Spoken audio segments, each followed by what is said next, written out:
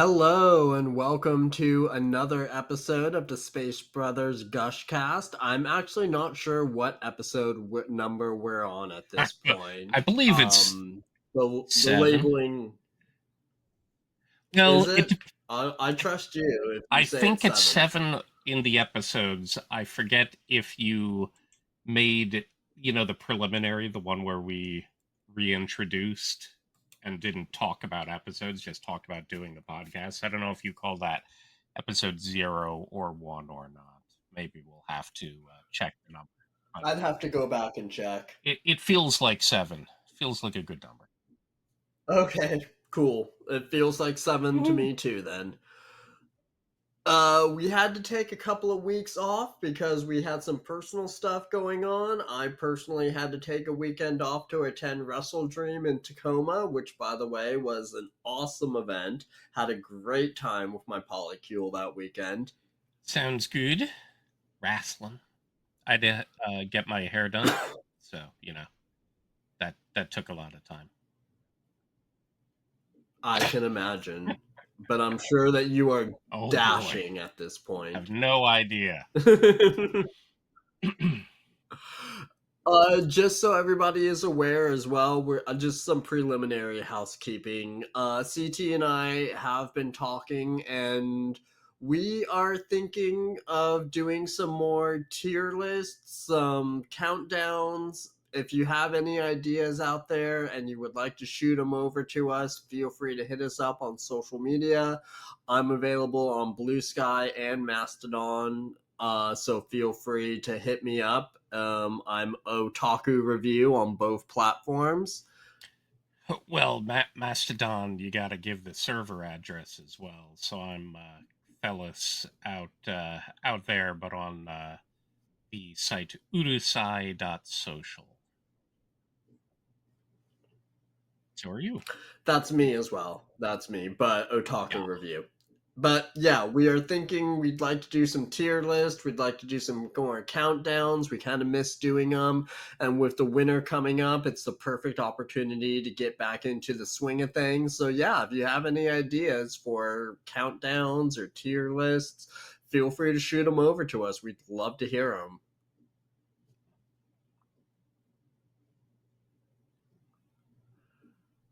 But what are we doing today? But getting in Hmm. but yeah, did you have anything you Yeah. wanted to add on to Nope. that? Nope. Not this time.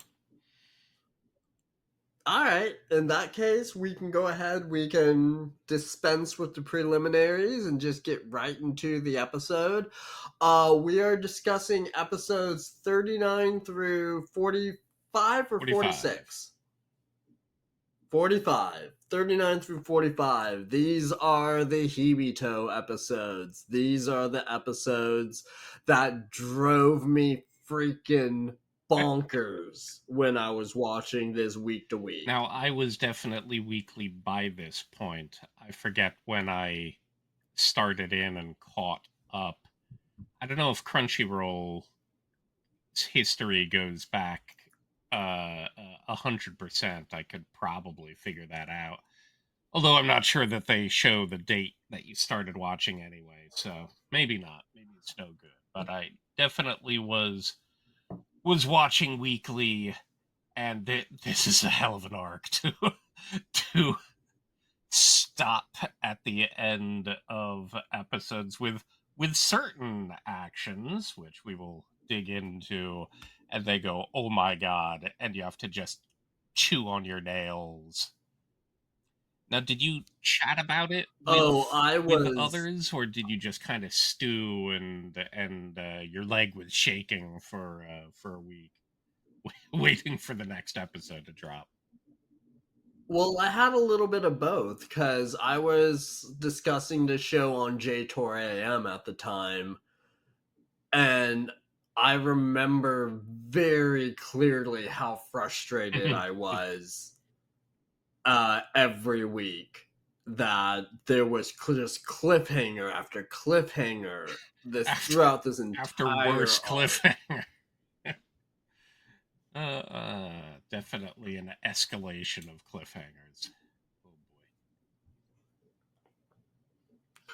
So we'll get into the details here in just a few minutes, but I want to go ahead and just ask you straight up.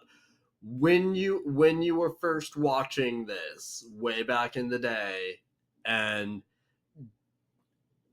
how worried were you that we were actually going to see a major character like injury or even death at this point?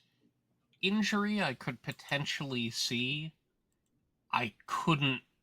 I mean, the title is Space Brothers.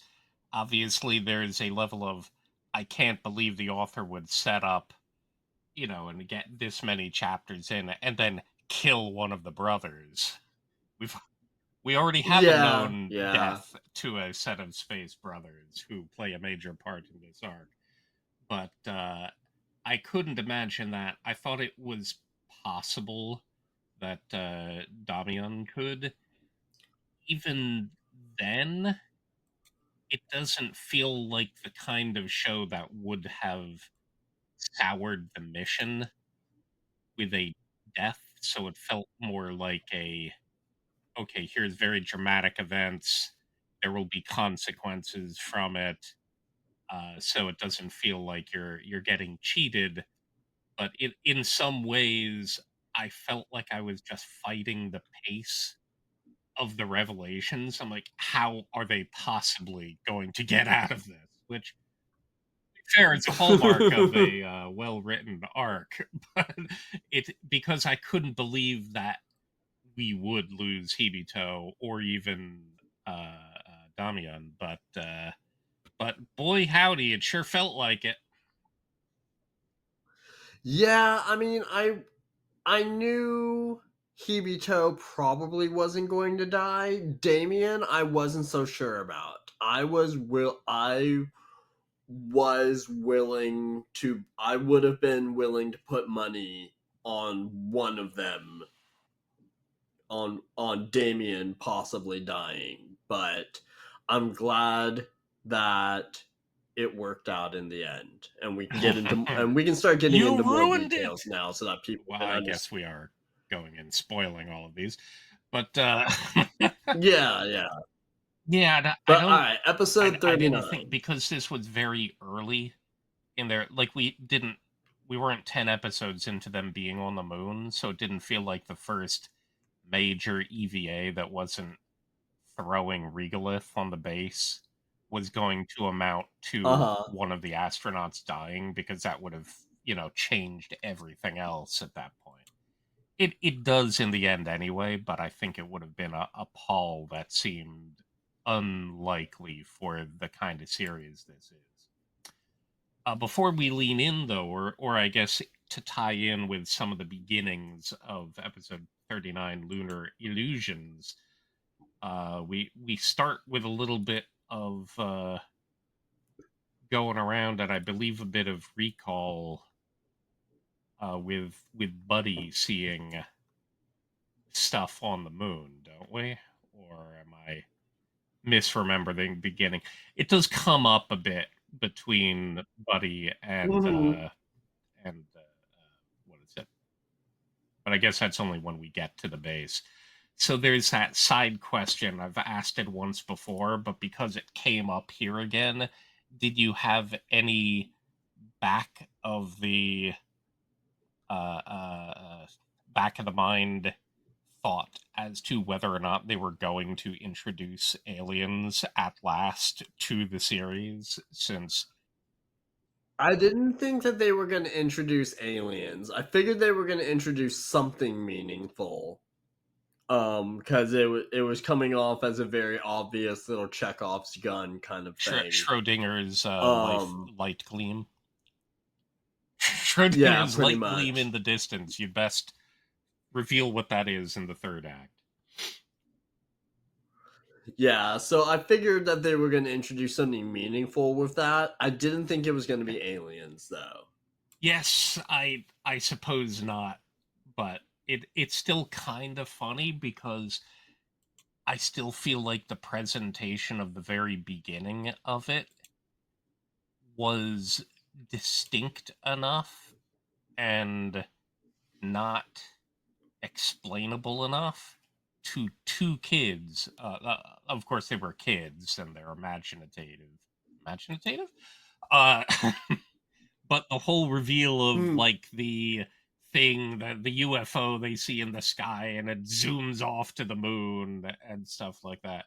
I wonder if that will ever have an explanation. It doesn't need it, but it still sticks something in the back of my brain that's like, does this mean something beyond the just the hard science of it all, and we'll get something out of it simply because it feels more real to more than one characters who are not prone to flights of fancy since they're doing uh, uh, you know actual naturalism out there. But Hmm. I suppose as we go on, we'll find out. Maybe last chapter is when the alien invasion happens. So In other uh uh Best Boy eh, Murasaki returns. Welcome back, Murasaki. We missed you. but we start out with a little bit of the gang getting together outside, and of course I enjoyed Muta's head getting covered with cherry blossom petals. I Hmm. really enjoy the new opening as of this one, which we'll chat about at the end. We are finally at my Oh, okay, favorite that's OP. fine. It's my second favorite, This is my so favorite OP. I love that's the this one one. that I hoped you had as your favorite. It is my second favorite. We can gush over that at the end, um, unless you want to do it now. But We can do it later at the end when we talk about all the music and extras and such. Sarika, of course, reveals herself to be sorely in need of uh, Jack's Sakura pedal catching training. Hmm. I love seeing her in the background of that news clip just shooting out for the cherry blossoms. Indeed, indeed. And it's interesting before we get to Nasuda and Murasaki doing their stuff. We get an all hands meeting of new employees of JAXA, and how many were revealed? I forget. I think they said it was like 30 or Yeah, 50, something somewhere in like that that. range. Excuse me, only 5 astronaut candidates, but yeah, 34 new Hmm. employees. So 30 support staff effectively. And of course, the other scene starts talking about that specifically. So since you love Best Boy Nasuda, what are we getting out of Nasuda and then Murasaki? The famous Nasuda. Yes. Excuse me. I love his little story about the kanji for person being a support system. And then I love Murasaki coming in and erasing it, It's so crestfallen. just eliminating the story It altogether. was pretty funny how angry he got at it because it's supposed to represent two people supporting each other. But Nasuda is like, but look Hmm. at this. Aren't you angry? That one's holding all the weight. And of course, that is representing all of JAXA, who is shooting the astronauts specifically into space, the top end of the Kana, which looks like it's going into orbit. So Nasuda kind of steals every scene Nasuda interacts with. Yeah, we'll talk about my favorite Nasada moment later on in the last episode that Uh-huh. we discuss. Gotcha. I like that he drew an arrow for launching all of you into space, And then I got one of those he said the thing moments because, of course, he writes the kanji for space. I'm like, hey, I recognize those. Those are on the title of the thing we're watching. Shows up in every OP. That's space. Space. Gotta meme it. Meme it.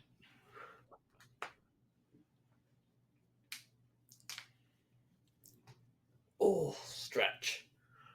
Oh, but yeah, Kurosaki. It's a great. the only other thing I can really think of from this episode before we talk about Hibito and Damien getting into some trouble is I like the little talk show Mm, segment with and Karen Buddy and the feeling the need to flex on the well, entire world again. that's true. We've gotten that before. Yeah, but he that seems to be And his personality. He is in love with those well, who biceps. wouldn't be? To be fair, Yeah, that's those are fair. some That's fair. Those are impressive some mighty biceps. pythons. Yeah. Yes, I also enjoyed, where Karen is talking about the silkworm growing and what you can do with it, and that it's they don't take much to grow. They're an excellent source of protein, and then at the end it's like, of course I still can't eat them. So, but the buddy is chowing down. So you gotta you gotta have quality protein to what is it to support them muscles, especially on the moon where you gotta keep doing exercise constantly to keep up your muscle mass. Otherwise, it would Hmm. deteriorate. They're not in the orbit, but yeah, even on the moon, you have to do a lot of exercise to keep it up because at 1/6, you'd lose a lot of mass otherwise. I don't think they ever reveal that much about their overall because it's a permanent moon and we haven't really gotten that, so I don't think they've revealed a lot about the support system for it. uh Oxygen cleaning and uh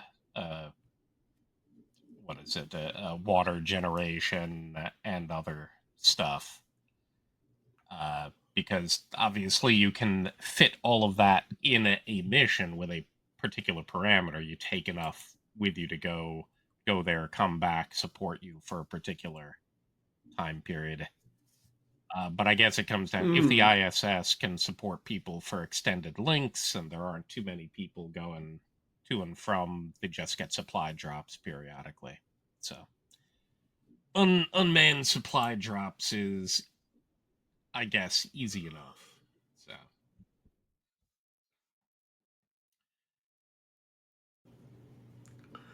So, do we want to talk about Hibito and yeah, Damien now? I feel like when they take off, they're like we suddenly lost signal from Gibson. They do mention it happened near the area where you described seeing a flash. So we get a little bit of ominous Hmm. stuff going on that gets to play in and out here. Uh, You know, mm, excuse me. I can't help but feel like they fake out the audience. They fake it's almost annoying because they fake us hmm out once and then it's like, okay, okay, they're fine right. now. We had our little fake out, whatever.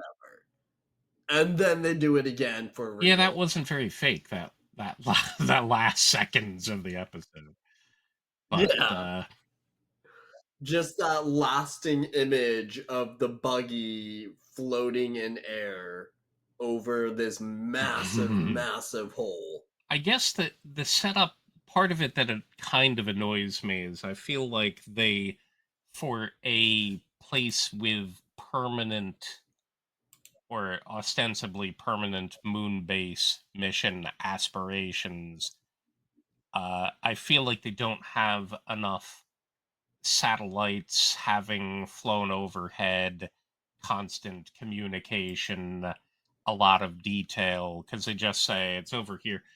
Maybe some of it is, of course, provided to them, and we don't need to know just how far out it is and other stuff. But you're seeing part of the extended moon buggy trips that I don't think any moon mission prior really had as part of it. It's like, let's just go take this thing and go to town on it. I feel like they would have had an awful lot of mapping already done to the point where they know where the Yeah, labs that are and that good did strike me as pathing, because this weird. seems like they were going out fully blind. They weren't following the Gibson's path, which would have made sense, is follow the tracks the Gibson laid out, which would have meant they're not Mhm. trucking.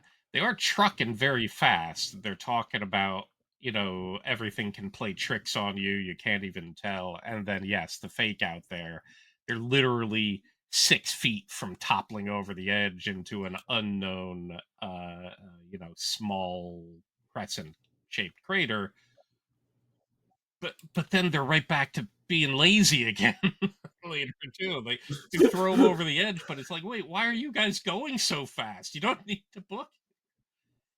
Uh, I was curious if the manga presented them not going quite so fast, and indeed, you can't really get a grasp of motion as easily from the manga, but there is a decent cloud getting kicked up behind them, so it does kind of imply that they're doing. And if you get a skid pattern, if you can hit the brakes and skid out for 4 or 5 points, your moon Mhm. buggy thing, to prevent having gone off the side into a weird loop.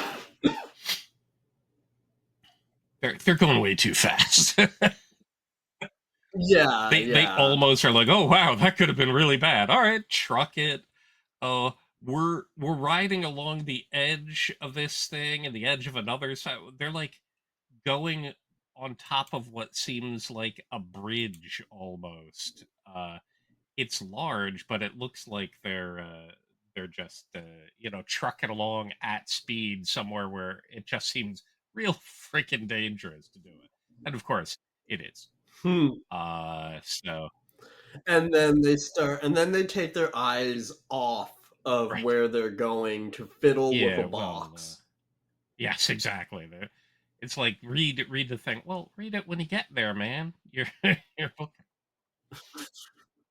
Although one of the other funny things about this is, they're excited to start their astronaut training back on Earth, Mutha and the gang, and they Mhm. interrupt this stuff where we've just been freaked out by them possibly pitching themselves off the edge of a cliff, and then we're just in a extraordinarily boring session. And apparently, they've been through 2 weeks of this crap, and I'm like, what is this guy doing? Oh What are they god, I reading? would have died in that. It's like panic flashbacks from your worst days ever at school, any lecture that's that bad. I'm like, oh man. I have not felt that feeling in a long time. And Yeah, I cannot handle lectures like that where it's just a dude mumbling a long string of words, no visuals to help you out, nothing to keep you engaged except for your own willpower and drive. possibly my trick is getting an Altoid and sticking it between my gum and lip, and it creates enough of a strong interaction that it keeps me from falling asleep. So that's uh, that's some pro tip for you guys out there. You get If you start undergoing training and have to wake up during extremely boring lessons, there you go. I'm curious what it didn't seem like in the manga it was reflecting very much time, and most of the time he was mumbling, but you still got at least a page of moving on to Article 4. Japan Aerospace Exploration Agency's goals are to foster research at universities and other institutions, as well as the level of space science, in an integrated manner. Like, what are you trying to convey? Uh, isn't this the kind of thing you just tell the kids to read on their own? So Yeah, but even if you wanted to be an astronaut more than anything, how many people are just going to say that they read everything, and how many people are actually going to sit down and line by line read the terms and conditions of being an astronaut? but they've been through 2 weeks of this weird stuff. The Yeah. road to So space I is truly difficult.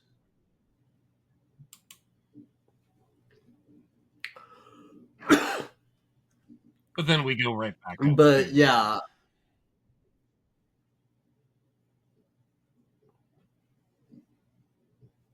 and yeah, they're but yeah, and then heading back out to the moon. Did we have anything else on 39 that you wanted to no, hit on? no, I they're think we've hit it's on just pretty it's much the just the whole episode. surprising way that they're climbing around because Hmm.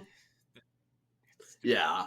So, all right, let's start getting into Hibito and Damien's big adventure. not Pee Wee. Yes, so the next episode, Heaven and Hell. So, it's amazing how a situation can escalate from bad to worse to worst. It is pretty bad. It is definitely pretty bad. Yeah, it is amazing. There are so many things that happen within this arc that I didn't even Mm. consider until it actually Right, happened, until and then I was like, "Oh, I was expecting EVA, problem out there to make some excitement. I was not expecting them being pitched off a cliff like that. I was expecting maybe, they hit something and are forced to slide down uncontrollably and can't get out with the buggy, but that looked like a crazy, crazy dive. And of course, it is represented as that, and they do convey that since it's 1/6 the gravity, of course, the all of the stuff together won't be as serious, even falling out and rolling around, especially if there's a lot of regolith piled up, because it's a bit more like skiing than it is falling down a rocky slope. You don't have as much mass, but it does seem hard yeah," but to. man, I was shocked as Mhm. all hell that the spacesuits were even durable enough to withstand that fall that they took. And I'm sure liberties were taken, but I'm curious now if they've ever Yeah, stress I would have tested to assume these so. kinds of things to that degree. Have they ever taken a suit on an EVA and pitched it off a thing on the moon to see how rugged they actually are? If an astronaut were to tumble down a slope, because that would let them know what areas to Mhm. avoid or not. And I suppose for the most part, they avoid any potentially hazardous areas. There's not much reason for them to go out and do all of the things they're doing here. But especially when you think about it and when you think about later events, it's like, why would they send two astronauts out on an EVA as opposed to just sending one of the other unmanned probes with a camera to follow the tracks and get to the point of, oh, okay, the tracks lead here. It looks like this thing slid downhill and didn't know how to get up. If we want to recover it, we'll have to send a mission over here and see what happens, where to go, and they could all take it. And in the meanwhile, they would in fact have a second set of tracks and a direct path that would be like, okay, we can't go diving off a cliff here because literally two physical things have already gotten down this path. So we're taking a bit of liberties to introduce this kind of danger, and probably taking even more liberties in the prospect that they couldn't have survived that at all. But it would be interesting to know what kind of stress testing they've done to those suits. Yeah, I would love to know just how durable a spacesuit is to be able to survive that fall. But like we were talking about, this episode, things go from bad to even worse because not only do they have to survive that fall, not only do both of them have damaged parts of their suit. Damien's, the temperature regulator is buggered, and uh Hibito is running low on air. Well, not yet, obviously. That happens as a result of Well, the second fall. But yeah, he damaged it. I thought he damaged his main tank in the nope. first fall, and then the secondary tank. No, no, no. The main he has 10 hours of oxygen. So does Damien. Okay. So they're not as worried.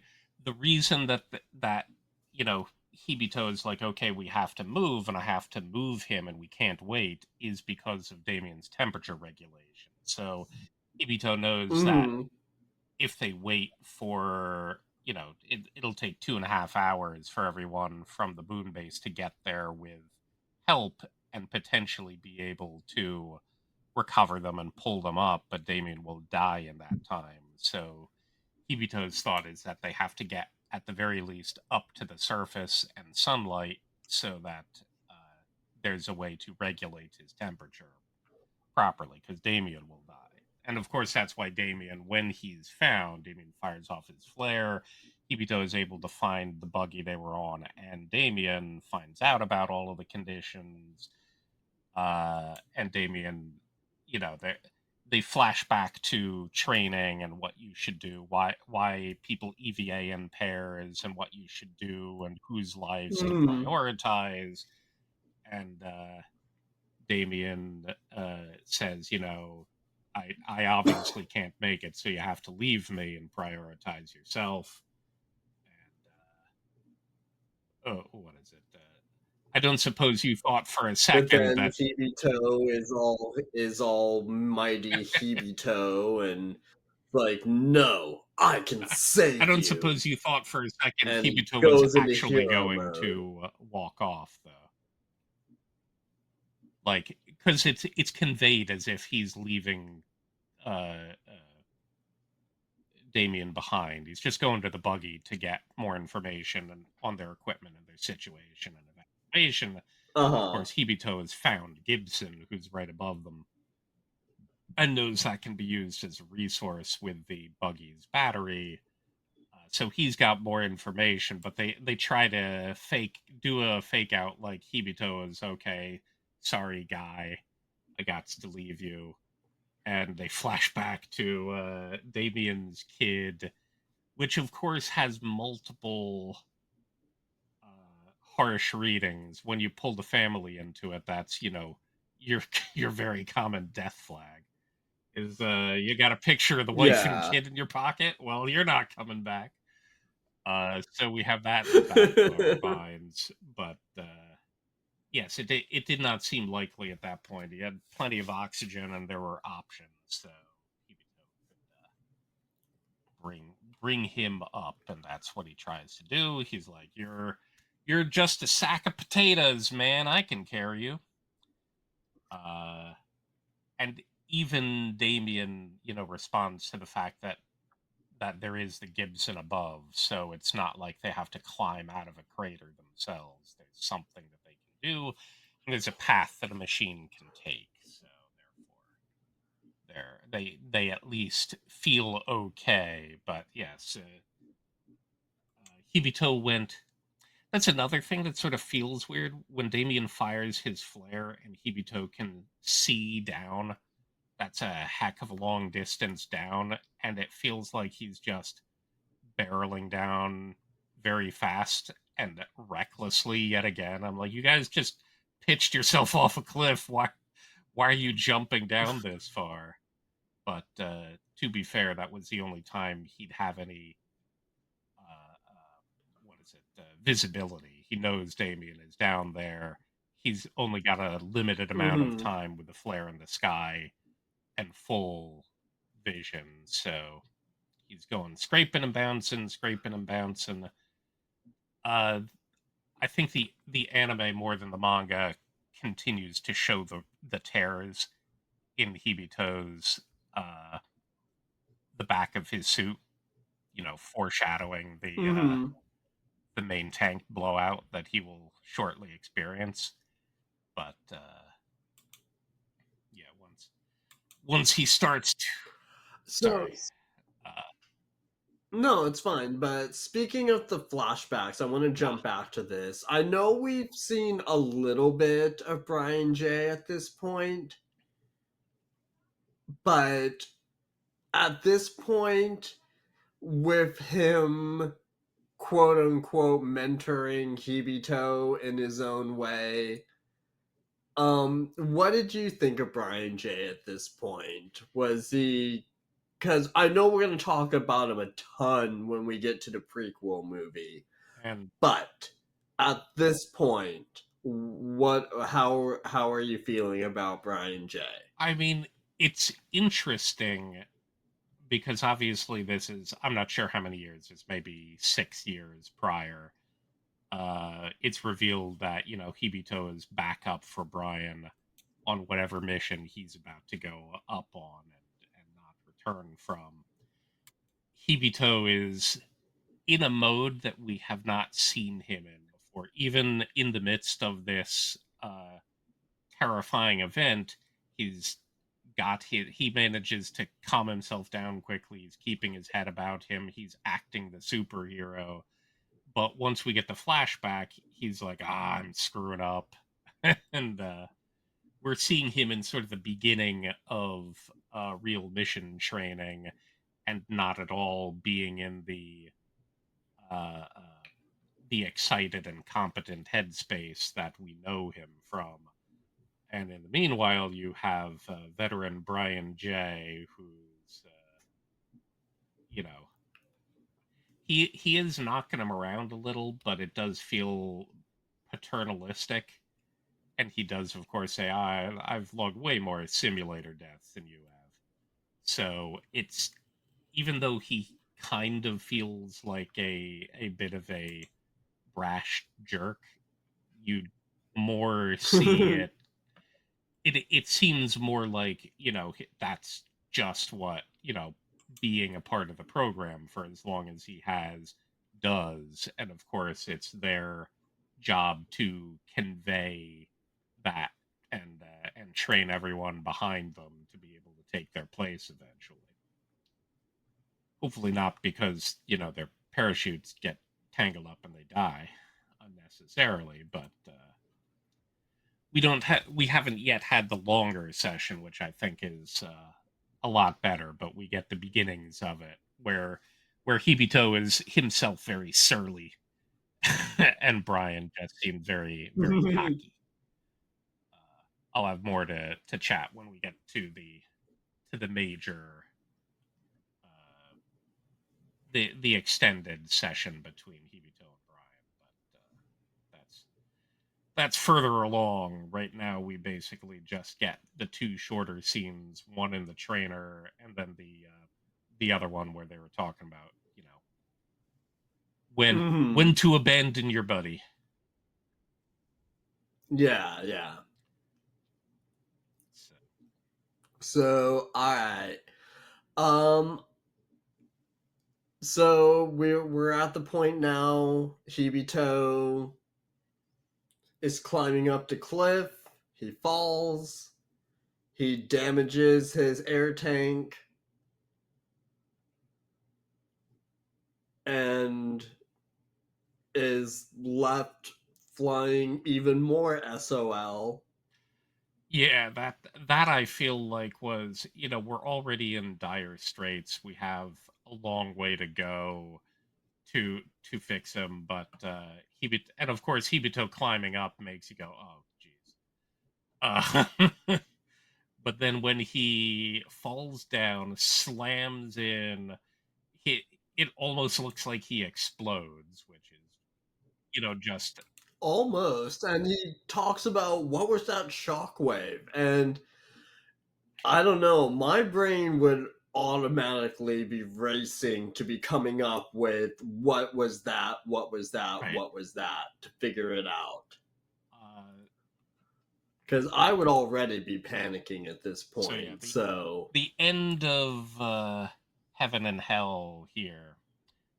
We don't really talk about the episode titles as much. I think they're often interesting in that they either represent a a tone of something they're going to present at the very beginning, or you don't know what it means mhm. until the very end.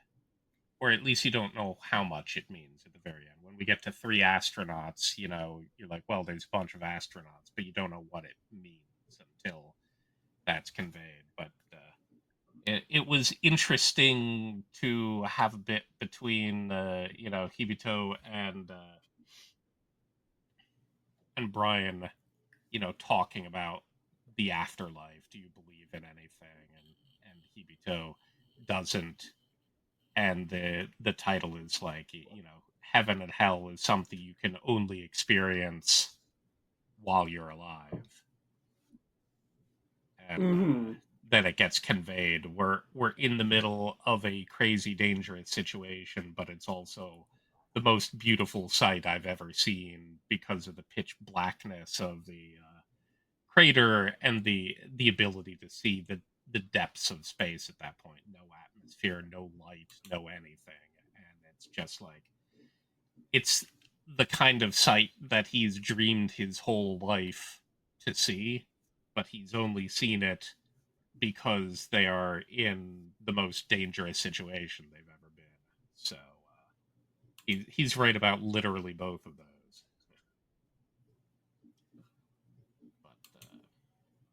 But yeah, when it ends, we just get the we don't get any of the information from it. So that's the ending of that episode is like, okay, we've seen Hibito come crashing down, and we've seen an ejection of uh we assume oxygen from his backpack in a giant cloud. Uh, Damien's expression is horrified. We have no idea what just happened to Hibito, and wait another week. I think this was probably the worst one to wait through because I was already like, how did they manage to survive, and how are they going to get out? And now I'm like, gee, Damien's gonna freeze to death, and Hibito's gonna, well, if he's not already dead, which was a certain possibility there, it's like, how can they possibly get themselves out of here? We still know that help won't come from. Yeah, this was, to this day, I will say that this story arc gave me the most intense heart palpitations that I've ever experienced when watching a series weekly. Completely understandable and definitely shared. Was this the peak of palpitating for you, or was it at the very end before Brian's final reveal, where he's literally where you literally think you're about to see a character suffocate to death? It Okay. was at the end. That was peak. Oh my god, are they actually going to do this? Thankfully, we didn't. We got the resolution there. I don't think I could have Yes, survived yes. if he was mid everything, fade to black. See you next week. No. But yeah, this one was full on panic mode, just trying to imagine how on earth they'd get out of it. And there's a lot of that lately in the manga, so you'll get to experience that when we get there. if it's not resolved by the time we do, which seems unlikely, it's going to take us a while. Then we'll have yet another mode. Hooray! Oh, I am certain that we're going to be having multiple of these moments once we start getting into the manga and I read stuff that I have not experienced yet. I'll try to pick. Well, do you want me to pick stopping points where between episodes it's like, okay, stop here and don't read ahead for a while until we get closer to the next podcast? Because obviously you can just keep reading, you know, as far as you want, even if we're not doing Yeah, it. I would say let's pick stopping Well, points. yes, but I mean, do you want me to pick some specifically for tension heightening, like this? Because Um I trust your judgment. I trust that you'll find the proper ones that will balance between torture and stress and release. Yes. Okay. yes, Sounds good. exactly. I will. I obviously have to spend some time trying to map out going ahead, and I guess we'll chat about what kind of a pace we want to maintain because you can read a lot faster than you can watch. So if we're only reading at that point, we don't have to limit ourselves to sort of the anime pacing of it. But we'll have that conversation Mhm. in another 6 months or so, or whatever. Yeah, yeah, about that. um. So yeah, Ibito possibly dead, but I think one of the interesting things about the beginning of, well, 80 Minutes to Live, which obviously reveals something pretty quickly if you've read the episode title, uh, Uh-huh. is I think this time more than any other time, they're doing the normal, they begin the episode with repeat scenes from the last one, but this one doesn't repeat the footage, or at least not as much of the footage, because we get the frame of reference instead of only Hibito, we get more from Damien himself, uh, witnessing what happens to Hibito from his perspective. And I'm like thinking about, okay, I'm a dude. I've probably broken a few bones.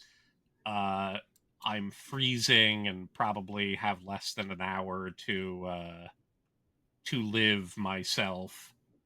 Uh, I'm thermally blanketed like a cocoon, at the bottom of a cliff, 100% helpless.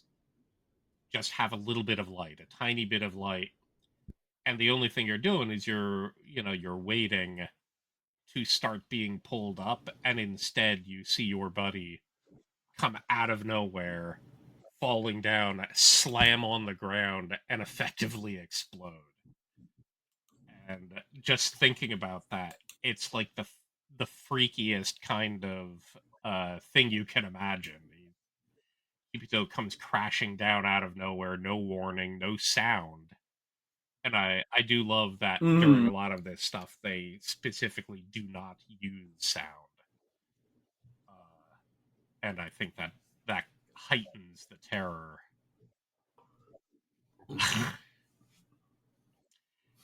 And then Hibito's not moving for a Oh, I while, totally and it's like, agree. oh god, did I just what now? Thankfully, he does soon start to move, but then you get the your main tank has blown. You don't have 9.5 hours of oxygen now. You have only your secondary tank, so 80 minutes of oxygen left. So it's interesting that it hasn't changed anything though, because the reason Hibito wanted them on the move was to get Damien to sunlight, so Mhm. he doesn't freeze due to the temperature regulation blown. And there's a reason for it, but both of them have enough oxygen, so if he can get him out of there. Now this changes the calculus, but in the end it doesn't. because Hibito's now like, well, I don't have enough oxygen. We can't wait here anymore. Even if I could heat you up, we can't wait for them anyway. I'm gonna die if we just sit here. So now it's like, okay, we have to go even more. Although in the middle of it, he basically knows that that's going to doom him even more. Even if they could get there, even if they could just huck an oxygen tank down the cliff. However, whatever they have, they probably have some kind of gear. But even if they could do that, Damien would die over there. But with all likelihood, he would die if he stays. But knows that he'll really die if they move. Hmm. So, but that's all they can do now. But Is like, well, I can still save this other guy. So, so let's go. the so at this point, NASA and JAXA are working on on their rescue mission, and they're talking worst case scenarios, which amps up the drama and tension even more because they're discussing things that either have happened or possibly could happen that we haven't seen yet. And it's like, wow, that you're giving me even more things to imagine terrible happening in the near future that I didn't even consider. Thanks. Right. So, They're talking about. I enjoy, of course, uh, the NASA stuff. Kind of almost immediately goes into Apollo 13 mode, which is okay. Here's what's uh-huh. going on. What are all of the things that could be going on? What do we need to do? They still at least had full communication, so they could act more specifically for specific targets, whereas they're now communication blind, so they all have to guess and run probabilities. Uh, it so it you get sort of the stress down on the surface even while they're moving into action. Once Muda is pulled in, you get his level of it from a sense of helplessness as well, because JAXA can't really do much. They have a satellite to provide data for them, uh, uh, which will help, but it'll take time to compile and send over. So we're getting the other part of it, which is hurry up and wait. So we know what's going on with Hmm. Hibito and Damien, but the astronauts on the moon, they can't move yet. They have to prepare the rescue vehicle, and that's going to take an hour. And then they know it's going to take an hour to get there, or more than that. But they can't do anything more than it. The only thing they can do is choose who's going, and it ends up being Freddy and It Buddy. does. It did kind of surprise me when they got into the buggy and were like, "Okay, we can leave in an hour and a Right. half." And it's like, really? That that That did kind of surprise me. uh, I agree. Now, what I was hoping was that maybe what I feel like there was a scene left out here because the buggy is basically not charged enough. That seems to be what they show, is that the buggy takes half an hour to get enough charge to get to where they are, but of course they need way more than that because they have to get back. They have to be able to perform rescue operations, so they need a much larger buffer of battery time.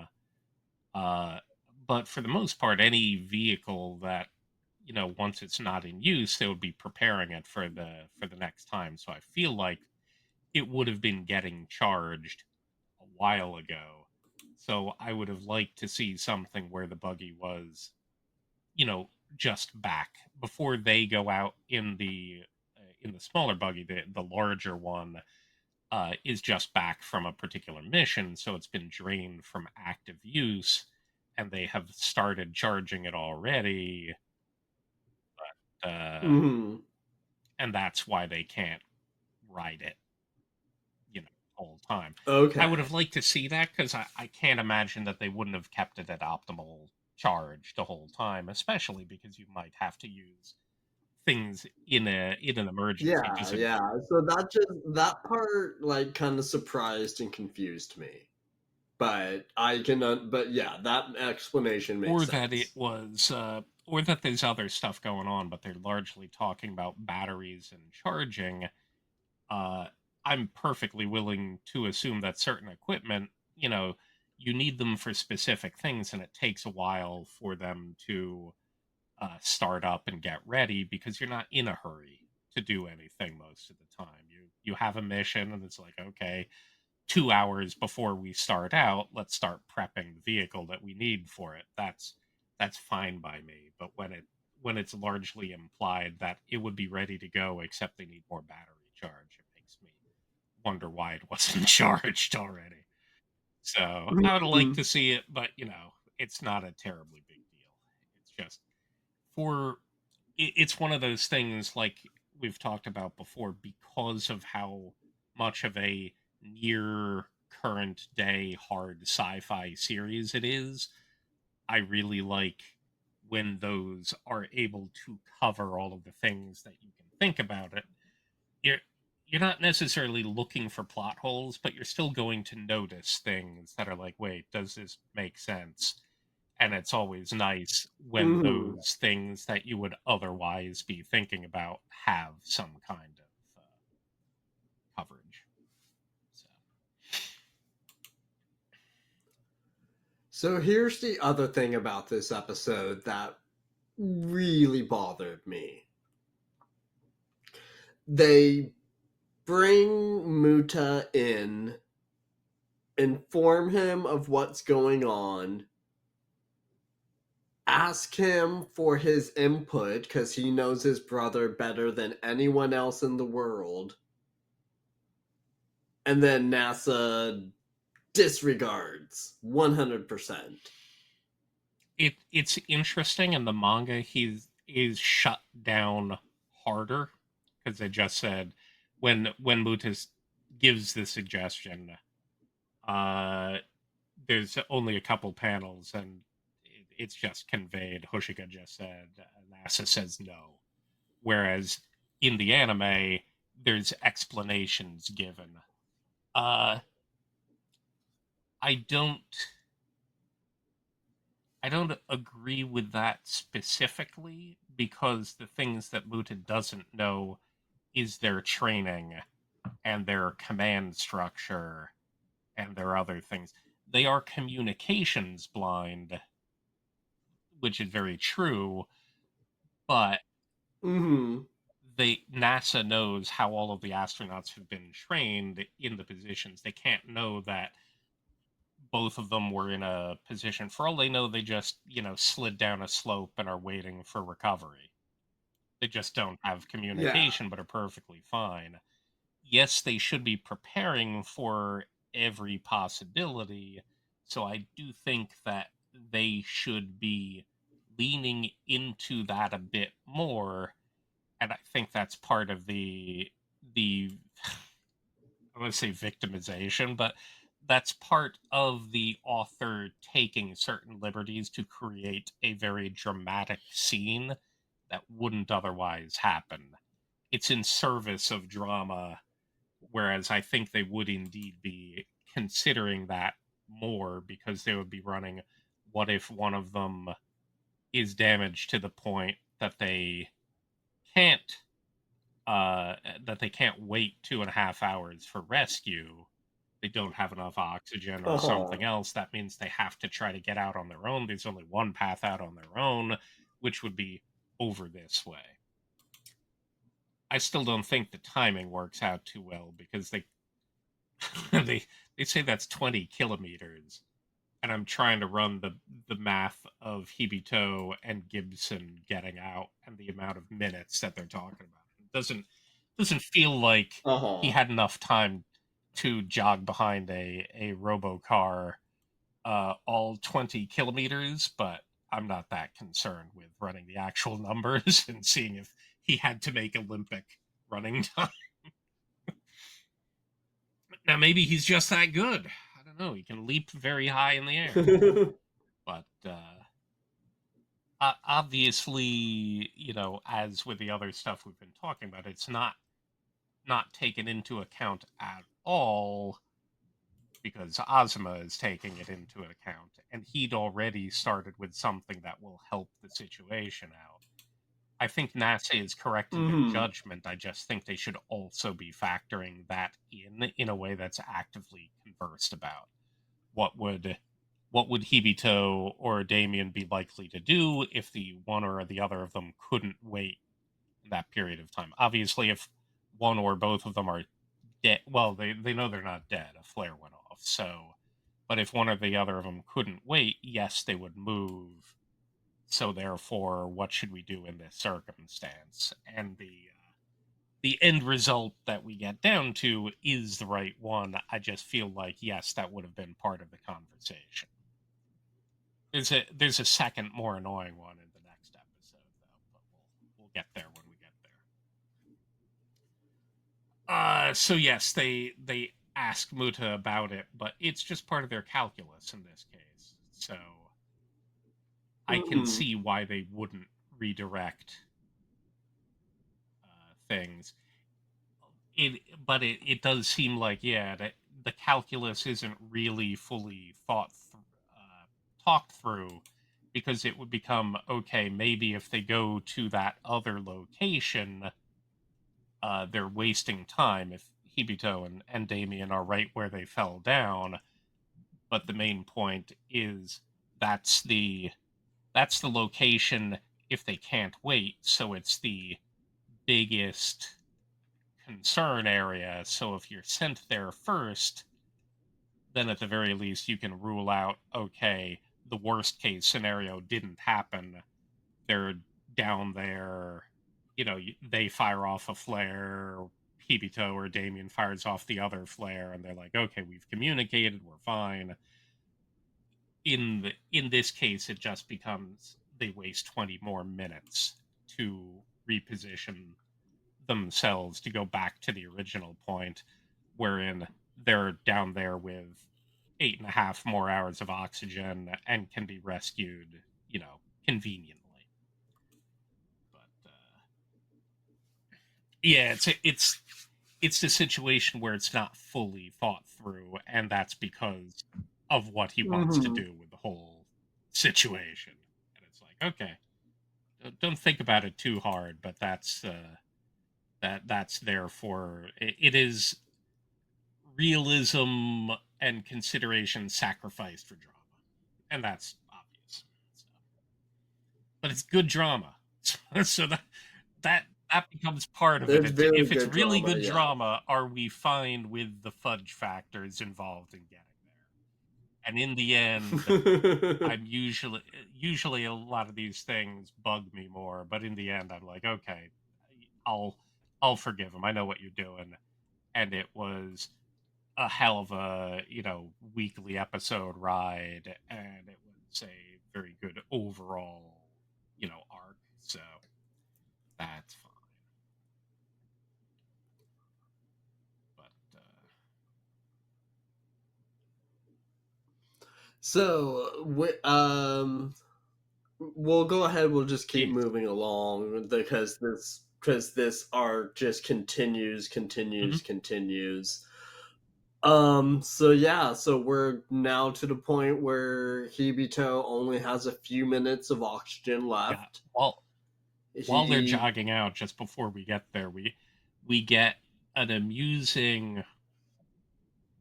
I forget if we've seen the Eddie and Jay space figures before.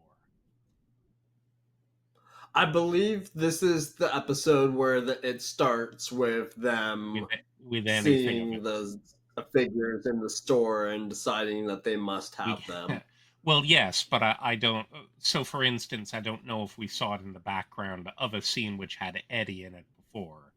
We get a scene from Eddie in the ISS because, of course, we're now talking about astronaut peril, and the last one was when Brian and that crew died. So Eddie's checked in with. He's he's looking at an astronaut. You don't think much about it from a toy perspective, just thinking about the astronauts in this suit on the moon right now. And he's saying all we can do is pray. Back when it happened to Brian, there wasn't even time for that, which is a very somber message overall.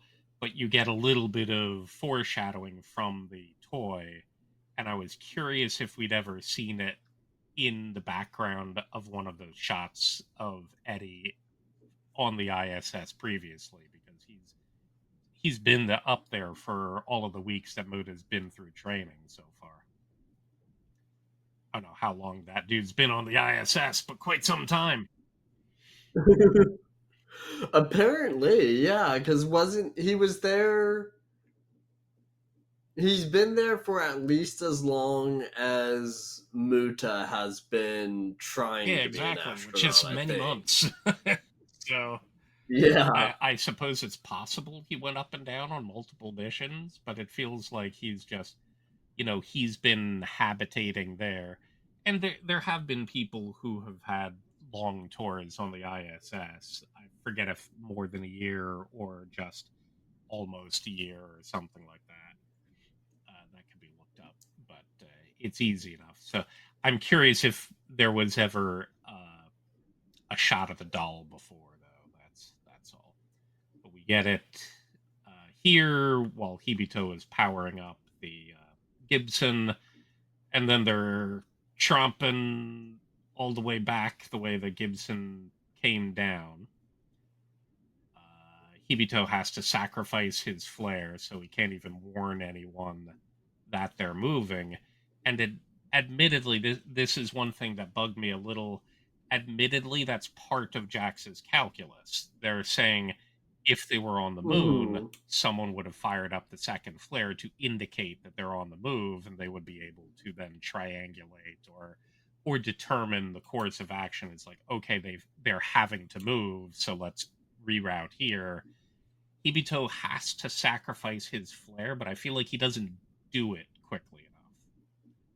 It feels like he does it when he's got 20 minutes left, so it means they've been halfway on the move already.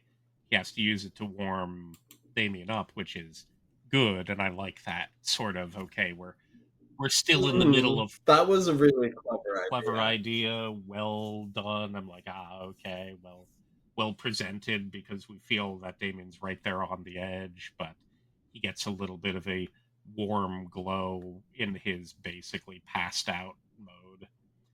And it makes sense, because then it's part of the okay, Hibito can't communicate where they're going, which would save his life, because he still has to do it to save Damien's life. Uh huh. Uh, I just think that um, what is it? I think that happens a little bit later. I feel like he would have been considering using the flare halfway or earlier on as part of the letting NASA know where they're going. So I think the warm up scene should have happened a little earlier. But again, that's not much of a complaint. But he goes through it. It's cool. He gives his friend a warm hug, and It's the feeling of peeing your pants or something. and then they Just warmth all he's over. friggin' sprinting at that point. He's like, okay, I had to spend time doing this. Hmm. We have to make our way out to the sun, so up the Gibson to like maximum speed, and I'm just sitting there going, oh god, Hibito's gonna trip on a thing, and then he's gonna get dragged behind the Gibson. It's like, this is so bad. They've already punished us enough. Are you gonna have some other crazy thing before he gets to the surface? Thankfully not. They get to the surface. Yeah, I was waiting for like his harness to like Hmm. snap or something. Certainly they've thrown everything against the wall so far, so I would not have been at all surprised and indeed was waiting for that, and harness snapping will come about in the future sometime. Just not now. Um, see me, I'm ruining the whole series. Uh, I think it's very interesting. Even still, it's like, okay, he's here. I can warm him up now, and even in the middle of that, they're taking time to say, you know, it's 110 degrees in the sun. He doesn't have regulation, so being too warm would boil him. It's not just being cold, so he's like guessing on the fly. Let me expose his suit for about a minute, then wrap him back up again. Put him in the shade of the Gibson to help in regulation, even still. And Damien seems like he will be okay in this circumstance, but it's sort of interesting to have it be he's safe, but not really, because it's still having to Hmm. jank the solution out on the fly and hope it works because there's no way to know what's going Yeah, it did seem like Hibito was using some very hopeful on. math there. Yeah, I don't think the astronauts are run through calculus of if you have no temperature regulation and you're close to death, here's how a 180-pound human would meat would warm up in 110 degrees Celsius.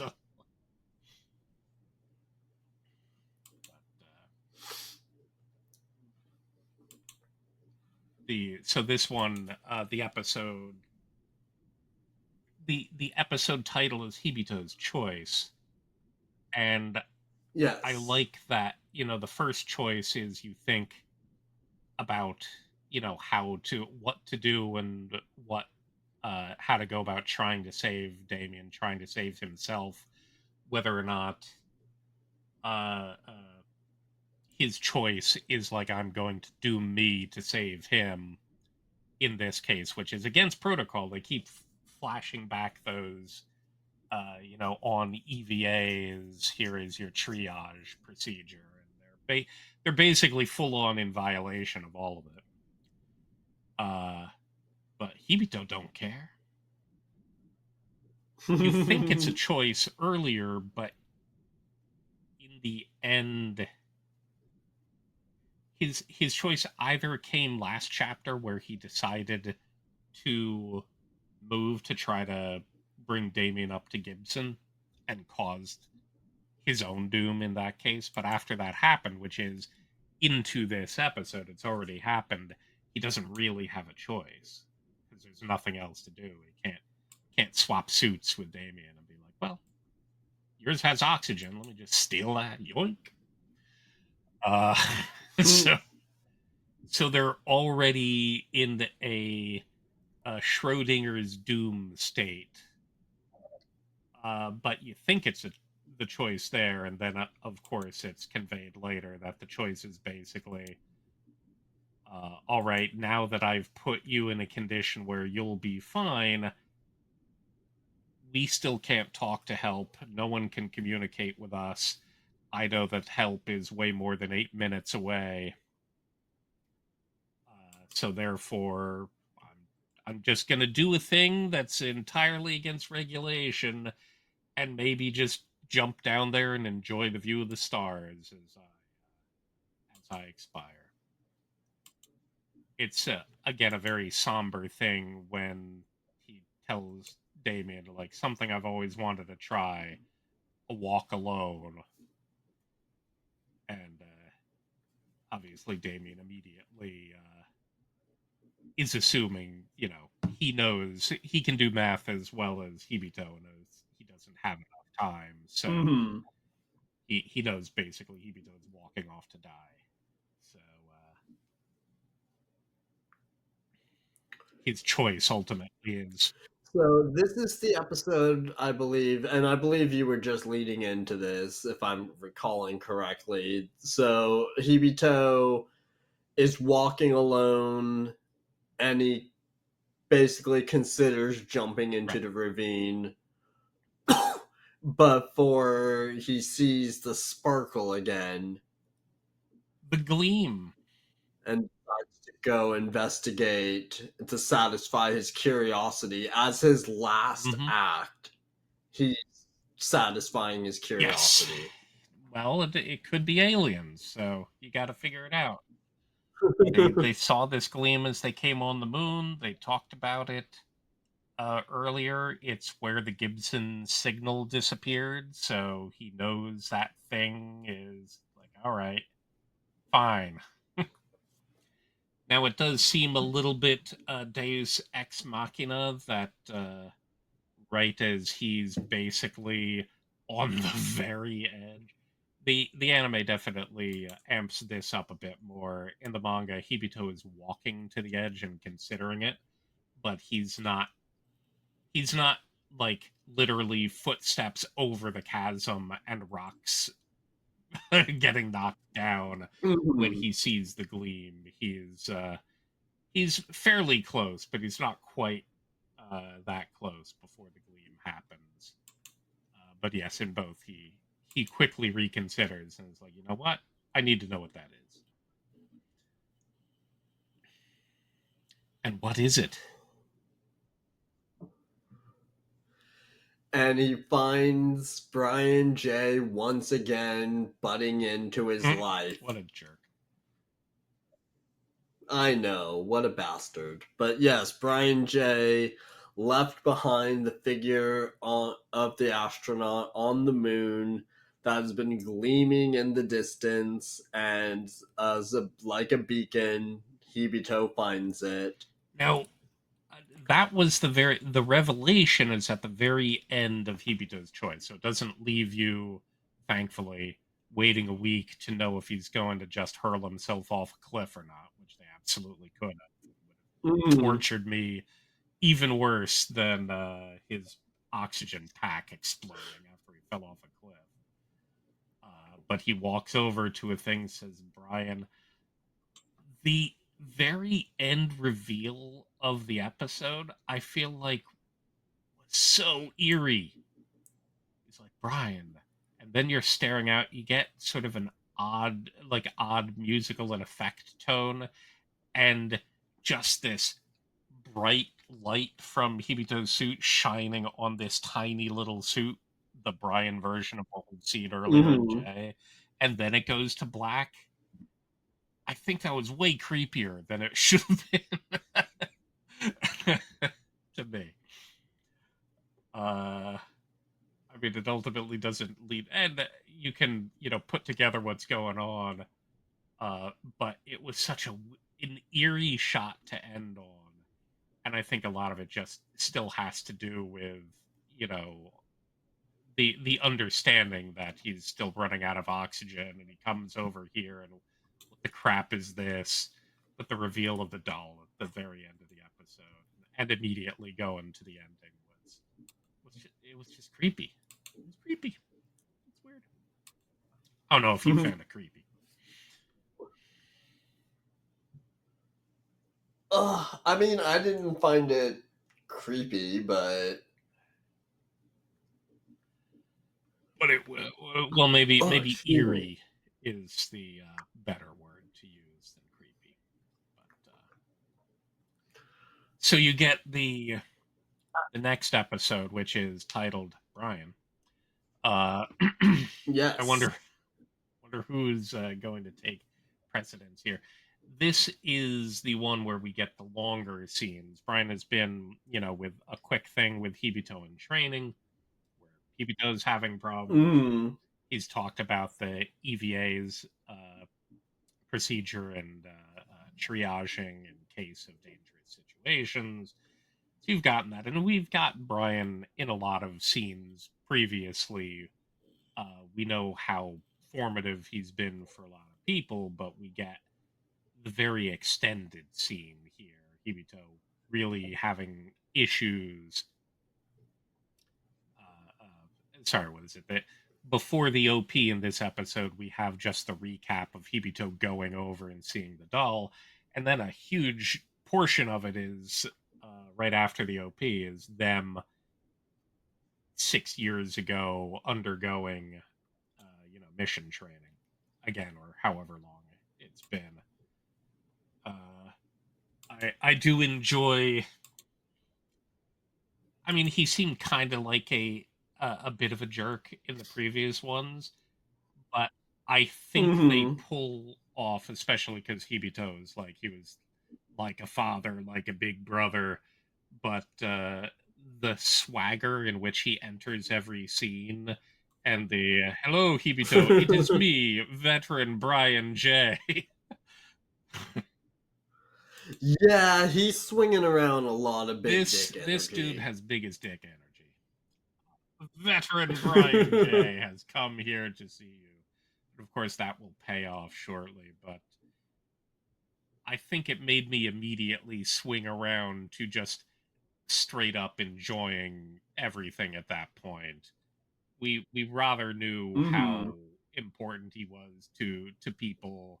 We got a little bit of a maybe he's a bit of a dick, and then this one is like, ah, no, I just love this guy. So Hibito's undergoing training, and Brian is screwing with him basically. But notices why the training is going off. I enjoyed the revelation,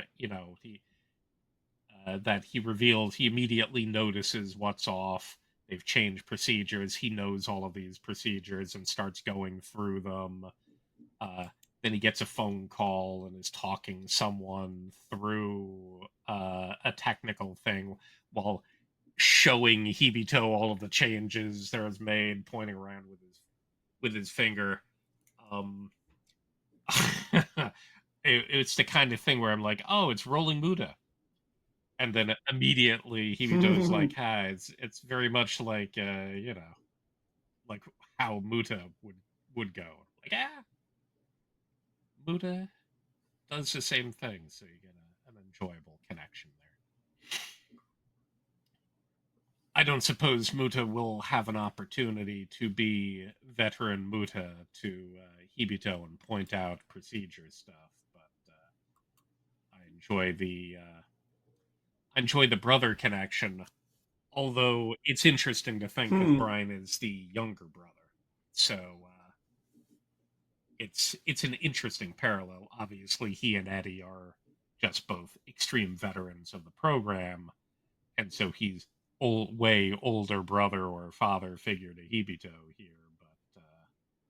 But it's interesting to simply think, Hibito is now in the younger brother position, being taught by the younger brother. So it's sort of flipping uh, things around in a not terribly meaningful way, but an amusing to think about way.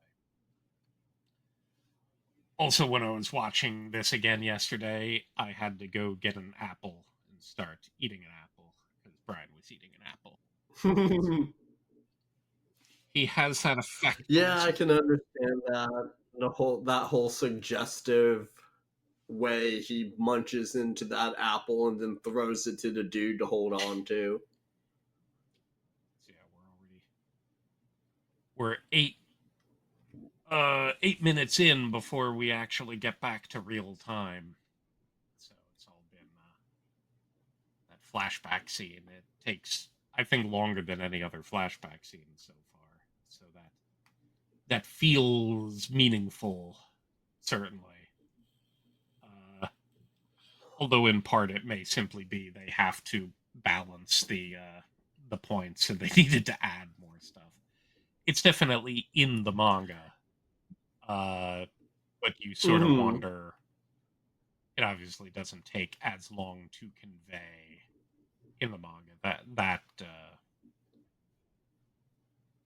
what is it, that 5 minutes of flashback is 4 pages of manga, so they extend and mess around a bit. I guess it mainly depends how much internal and conversational dialogue is going on with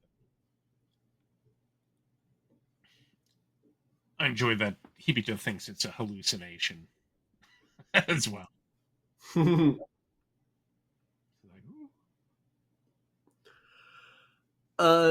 But yeah, we talked about this a little bit earlier. This was peak heart palpitation. Oh my goodness, are we actually gonna see this moment for me? And I'm really glad that they didn't hide the resolution behind the yes, cliffhanger. that would have been real bad.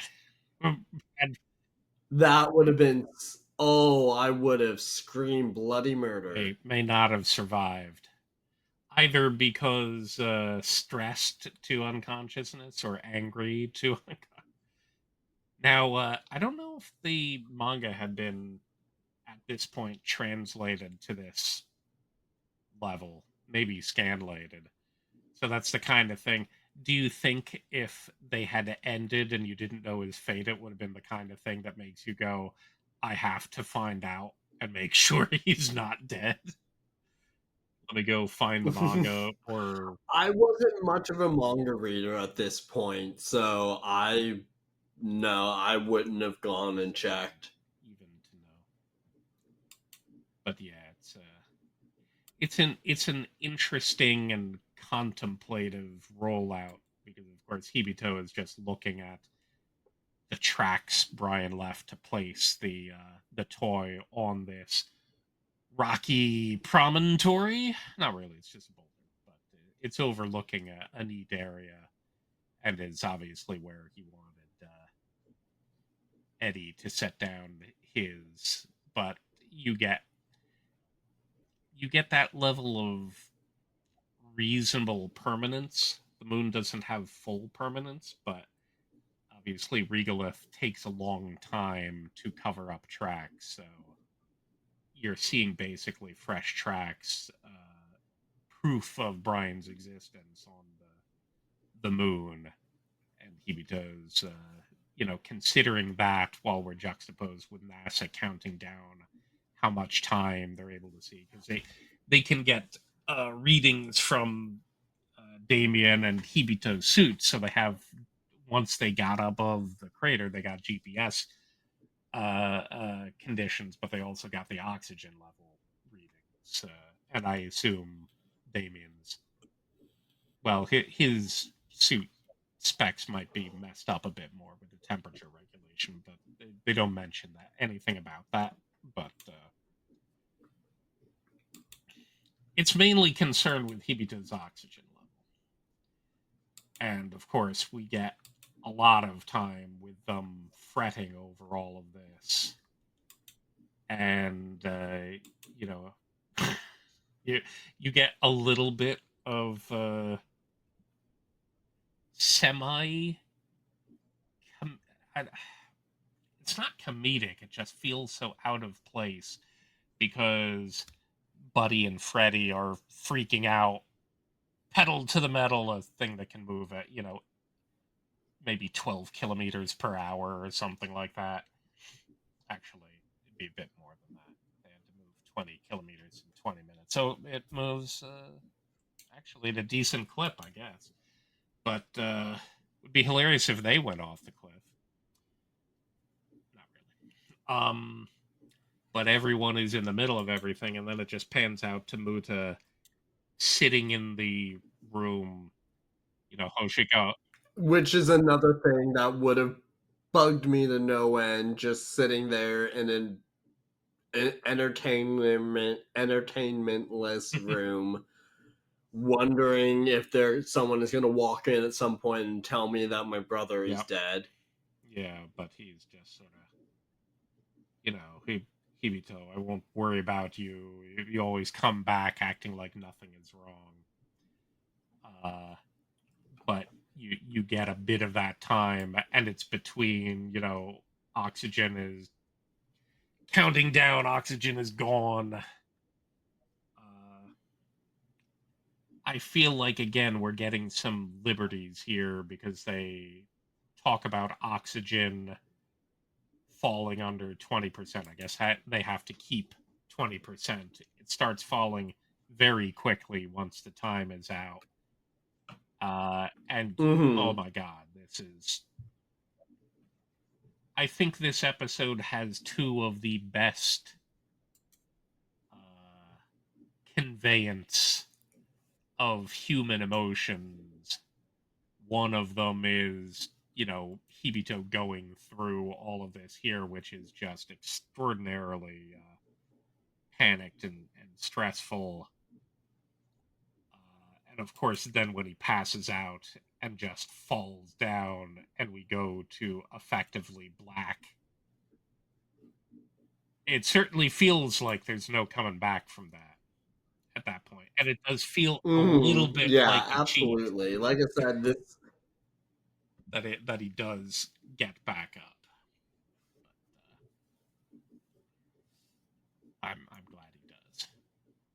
Until Brian comes to save the day once Ghost again. of Brian, and then it's revealed that it's Brian '03.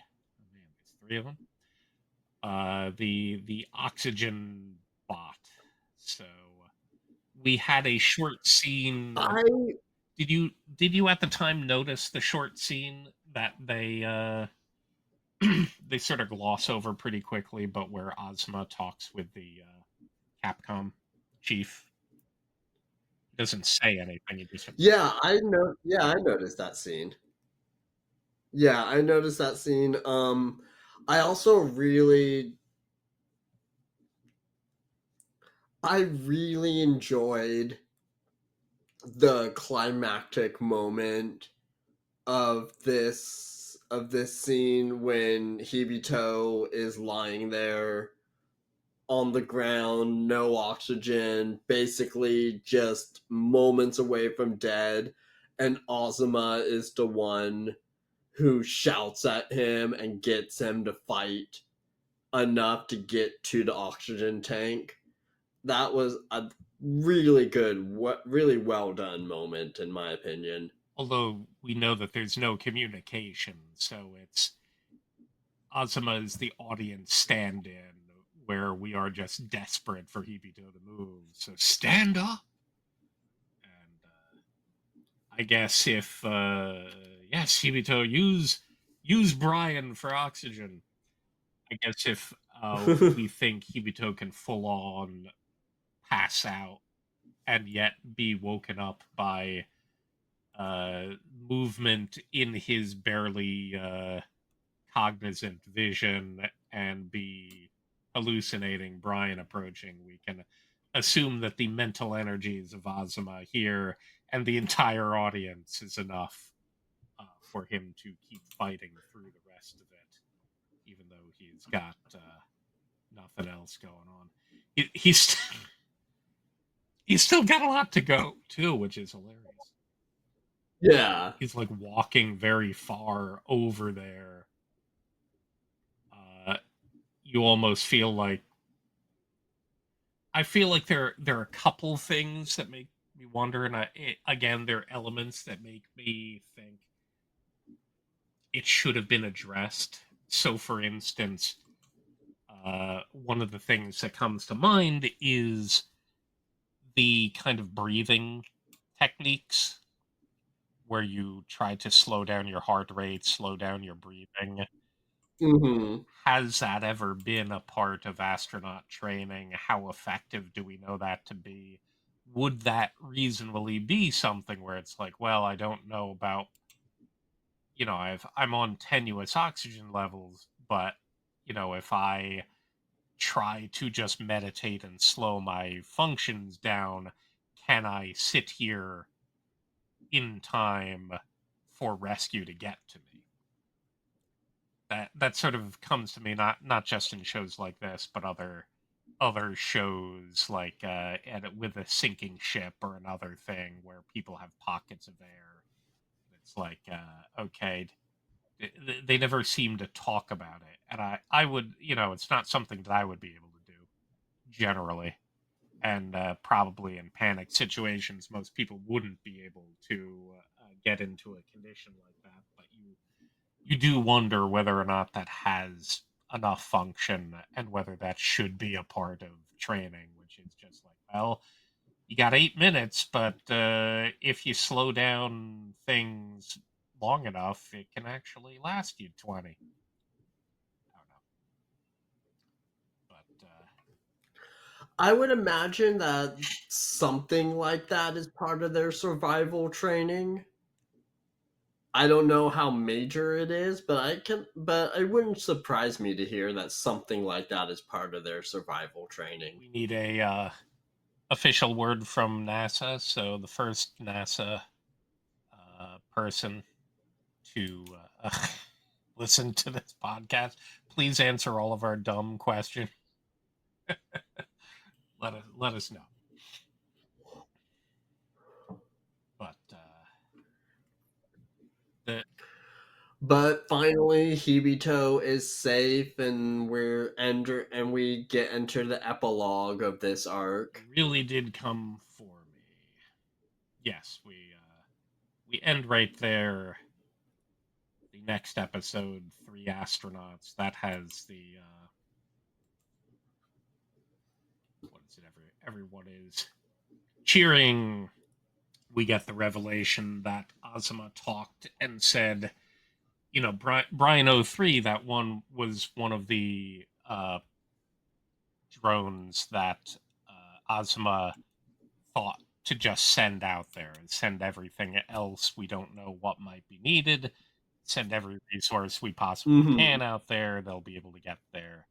They did get a camera shot of the end, which helped. And at that point, Azuma said, "Let's follow, that worst case scenario, and at least send Brian O3 that way. We could get a camera on them.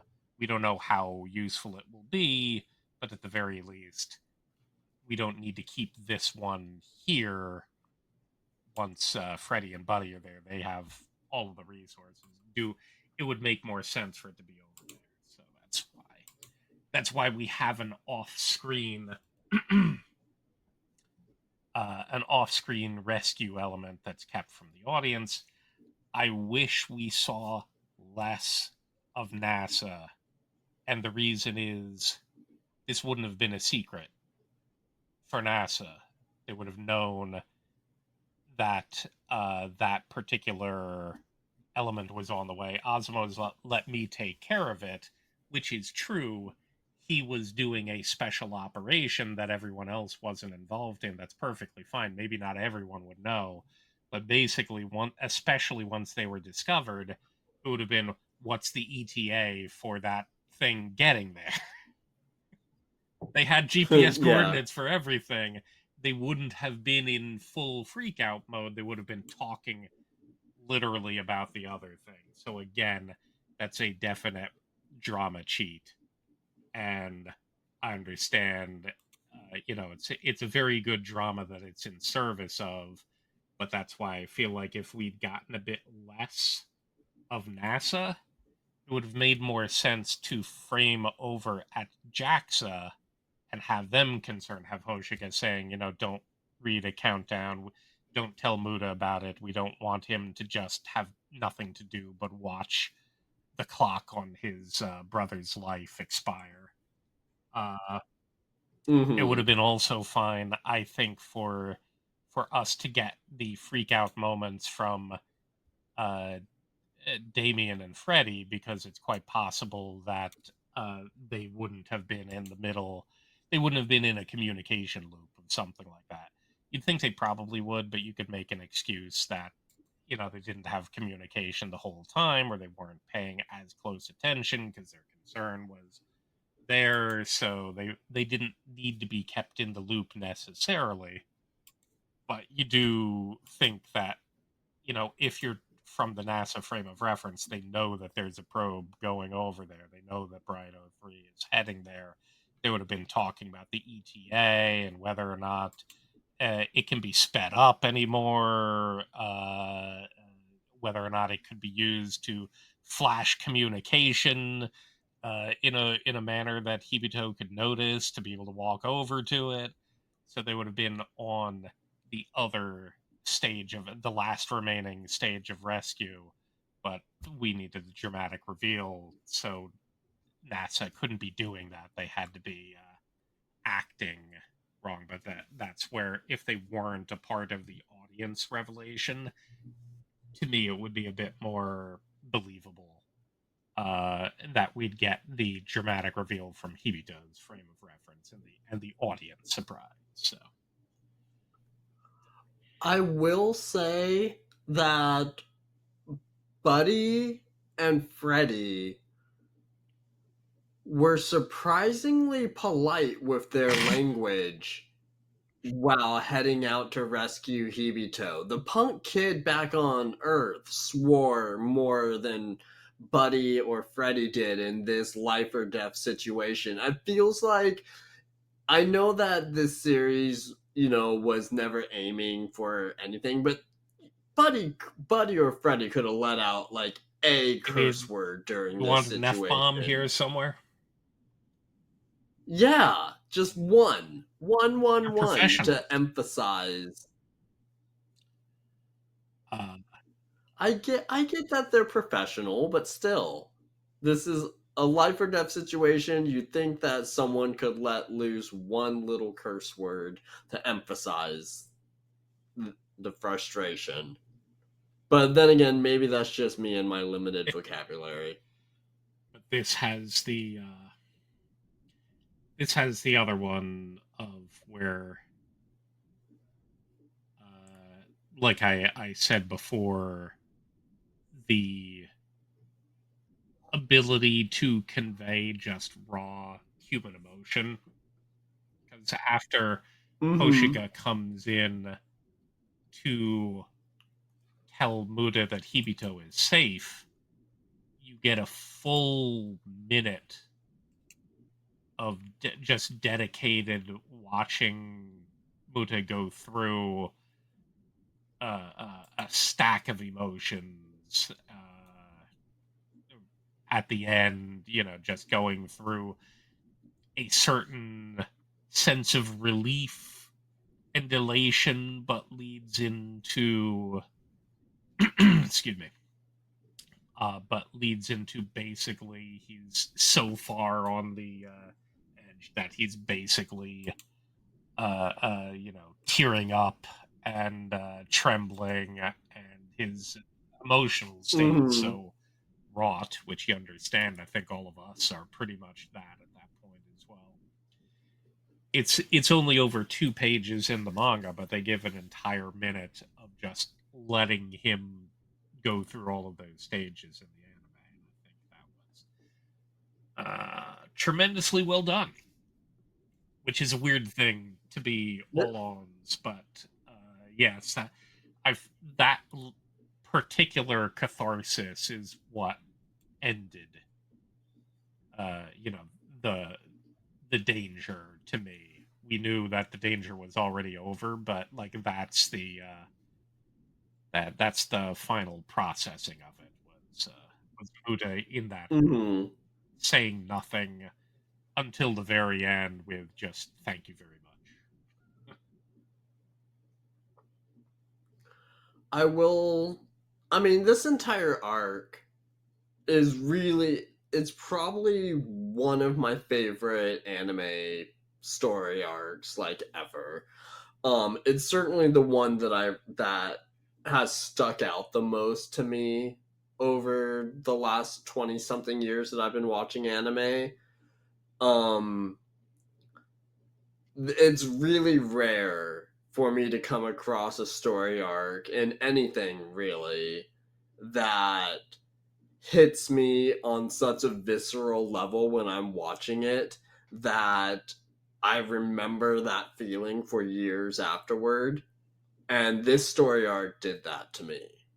That definitely makes sense, and it's part of the I think the unique appeal of Space Brothers to me. Obviously, I love everything about the show generally.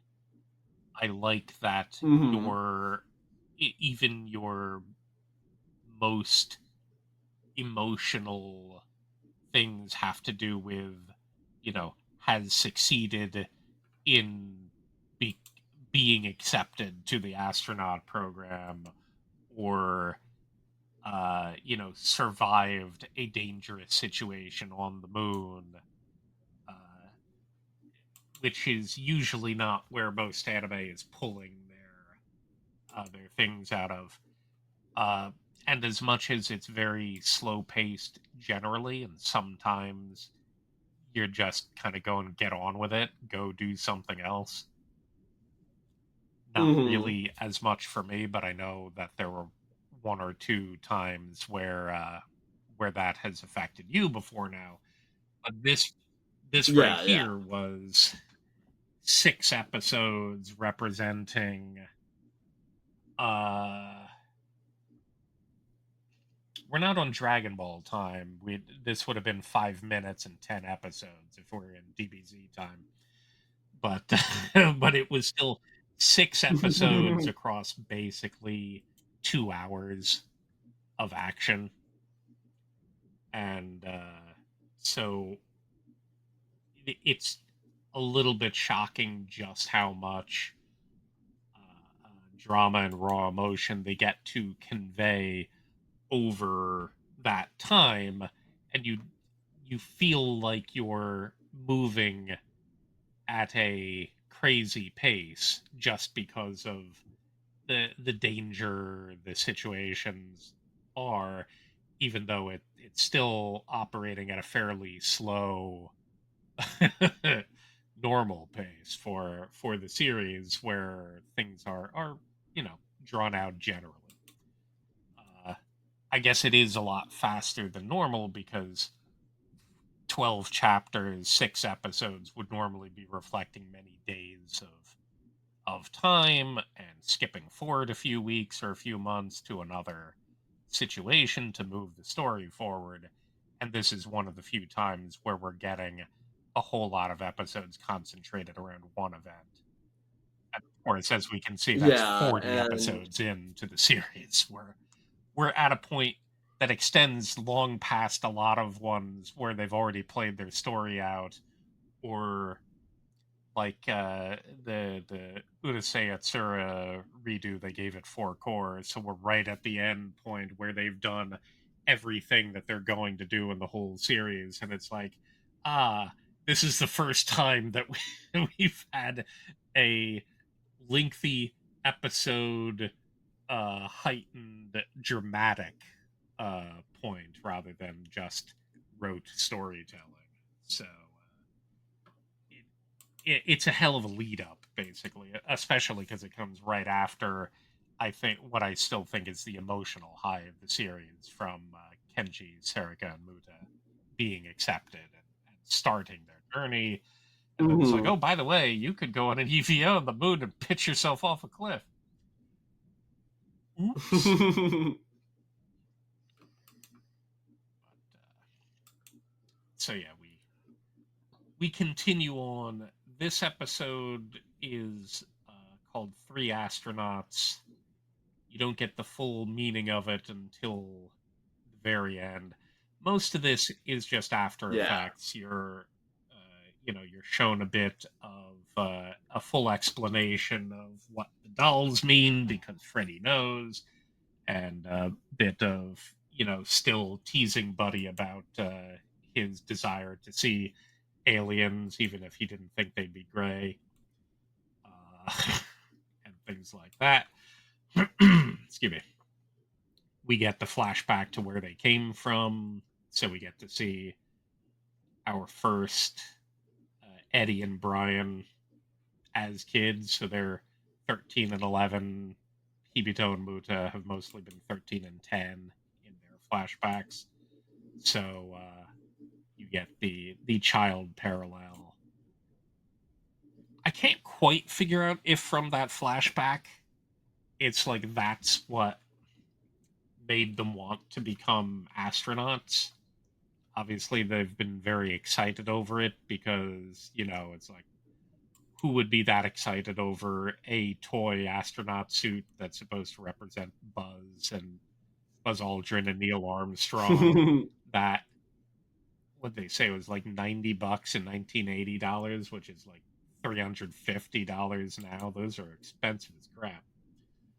Uh, Yeah, yeah, and plus it didn't. I hate to, judge or generalize, but it did not look like they came from an upper class no, family. no.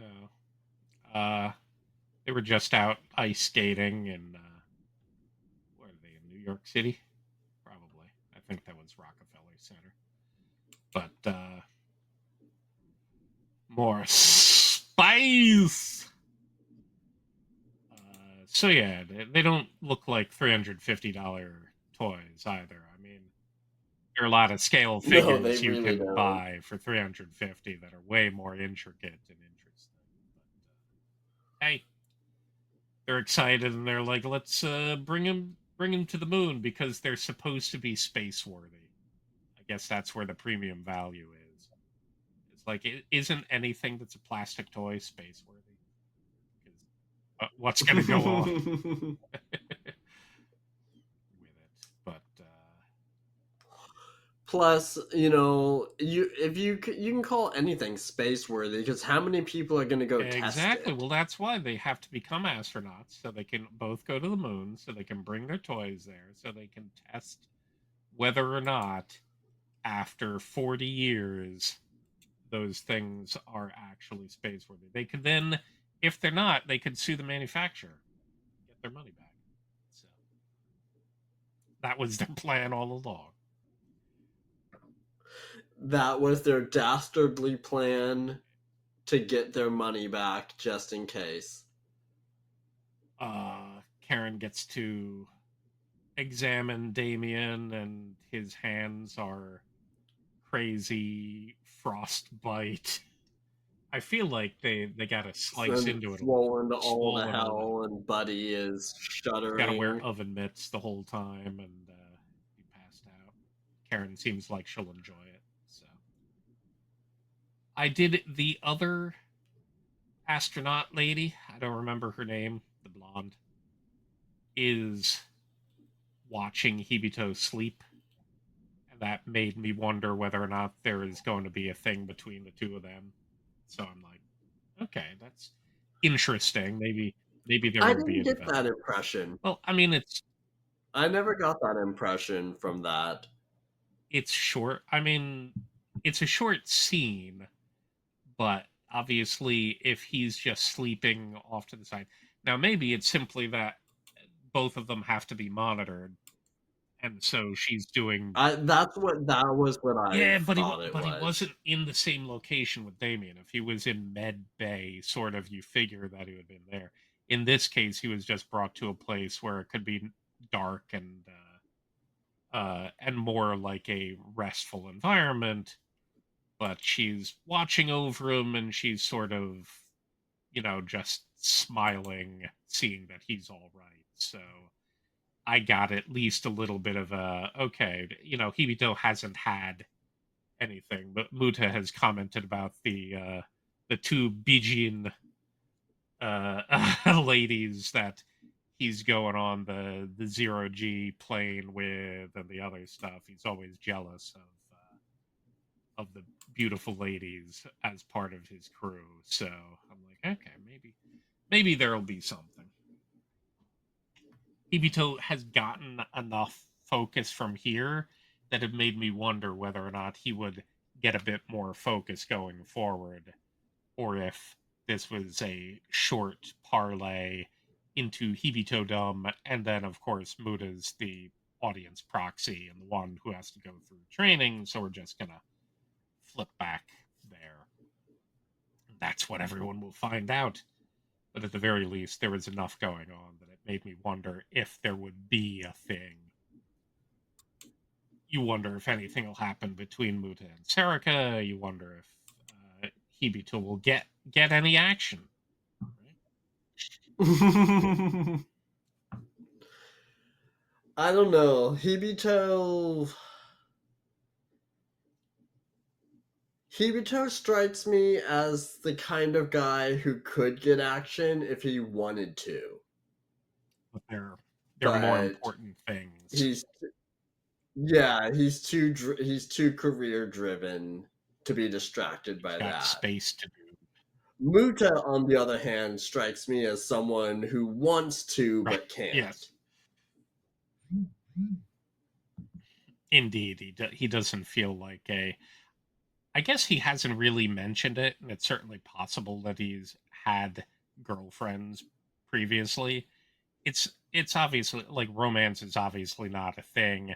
The only thing we've had is that Sarek is very pretty, and Muta's been admiring her the whole time. We'll get a bit more of that in the next episode, but uh, Hmm. but that's as far as it goes. And he's got such an innocent, dorky take on it that you're like, yeah, yeah, I know your type. You keep you keep buzzing out there. Keep Sorry, keeping your I have my phone on well, it's fine to vibrate, be and on it's vibrate. on my desk right If now. you put Sorry it on about your that. desk, we're gonna hear it. I guess you're busy chatting with everyone, not even interested in the show anymore. Anyways, but yeah, but yeah, that's the impression that I always got. But yeah, from that one short scene, I never got the impression that anything was going on between Hibito and the other lady astronaut, whose name I Mhm. also don't remember. But yeah, well, we'll see. We get a quick Nasada scene again, who's it's been a few days apparently, and Jax is finally allowed to chat with Hibito directly. So Nasada, as Jaxa King, gets to do his thing first. But then we get a really nice Muta and Hibito scene. Of course, we get a bit of I did like that they brought it full circle and explained the episode title, and they had their brotherly conversation, which I just appreciated and really enjoyed. the beginning of it is great. For first of all, the Muta staring too closely into the camera and getting his prominent brows. Sometimes it does feel like Muta is actually just a mecha carrying his eyebrows around and Hmm. his afro. But they start with, "Hey, how's it going?" Just sort of a downplay. Even if you know serious crap's going on, it feels like a very sibling thing to just dodge around or poke humorously at it. Uh, and Hibito's like, did I not tell him? But then, yeah, admits that there is danger and I was saved by three astronauts. But that's not even, that's the end of it. But the beginning of it is more concerned with saying, the view is great. You should come here and take a look. So that's a nice moment because even in the middle of all of this, Hibito is still thinking about Muta going to space, going to the moon, and before anything else. And then they chat about the situation. Three astronauts saved him. Brian, whose doll pulled him away from the edge. Azuma, who sent the Brian O3 over, and Muta, who told them where to go. And yes, it's all in service of this connectivity. But again, when you think about it, Hmm. it's like there are only two places that would be a possibility. So you do feel like it's the kind of thing that NASA would have just covered on their own, even without it, including where. So I know we were gonna. Sorry, I just meant including the part where Ozma thinks to send all of the rovers over. When NASA is Mhm. talking about all of the engineering stuff, at the very beginning and all of the possible situations. What if this is damaged? I feel like that would have also been one of the things that just occurred to the engineers is well, send every resource that can reach that location out so we have everything available to us. But we need the good tie-in. So let's give it to Muta and Azuma.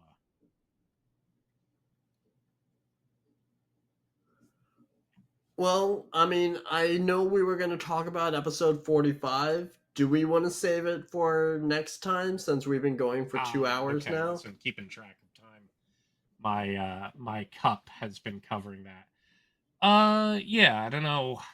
Hold on a second. Let me check. The schedule I had originally for us to go to 45. The next one is 46 through 55, which sounds like a lot, but there are 3 episodes that are recap, 52, 53, and Which, 54. yeah, we don't need to recap the And recaps.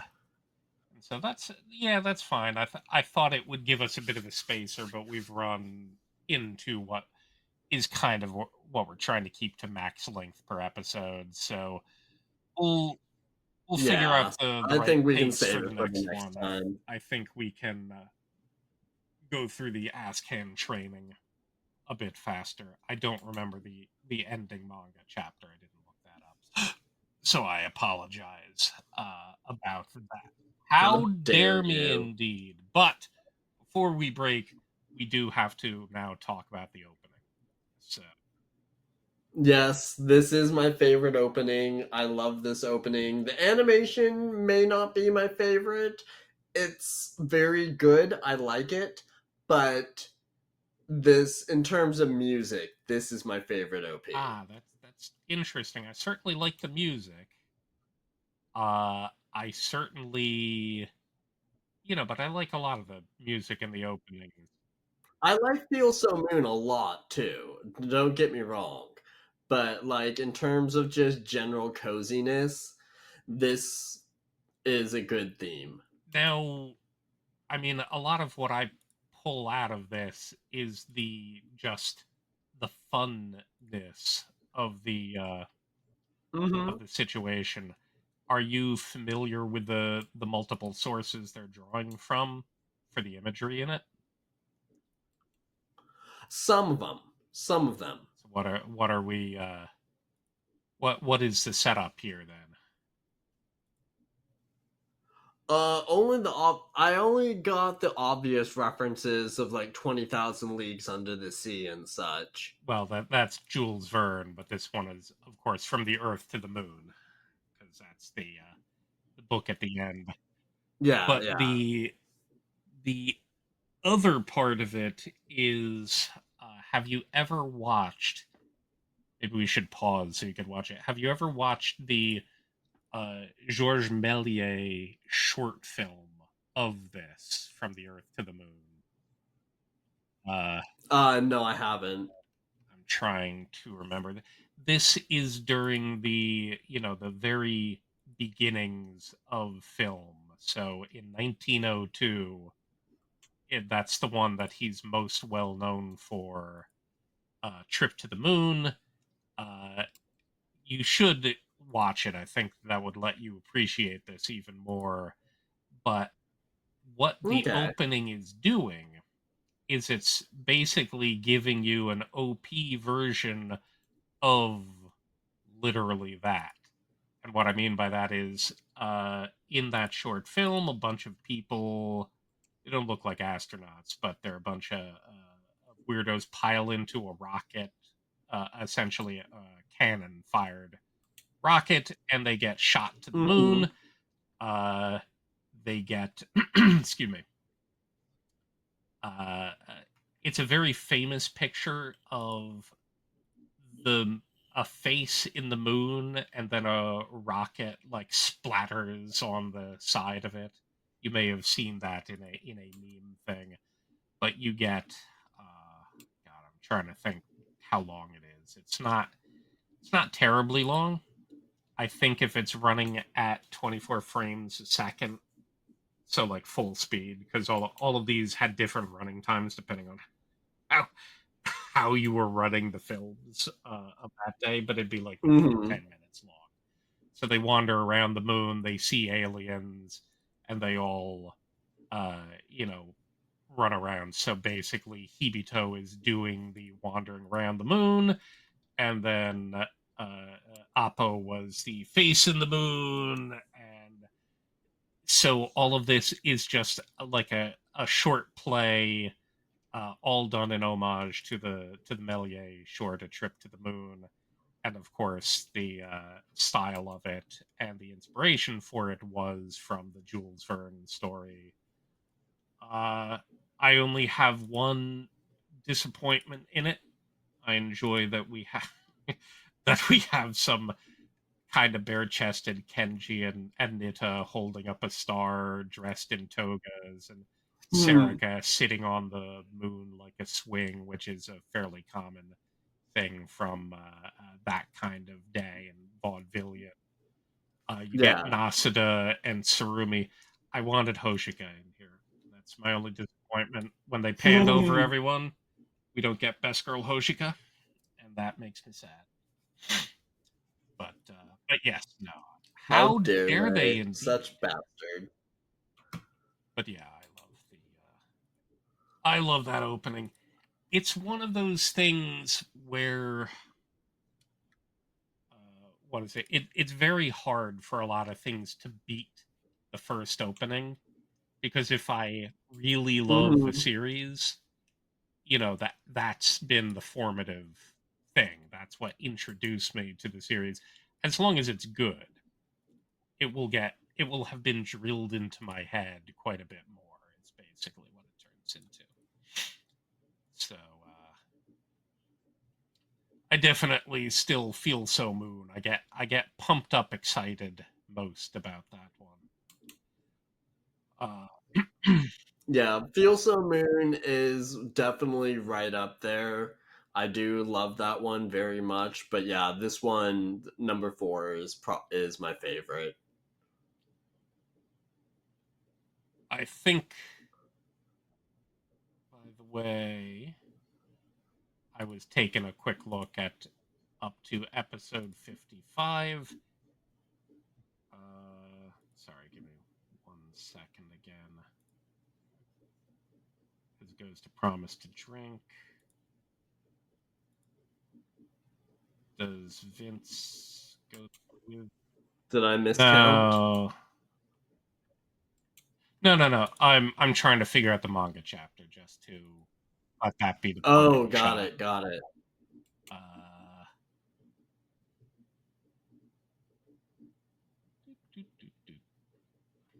it feels like it's at around 107, 108, but I may be mistaking which time we see.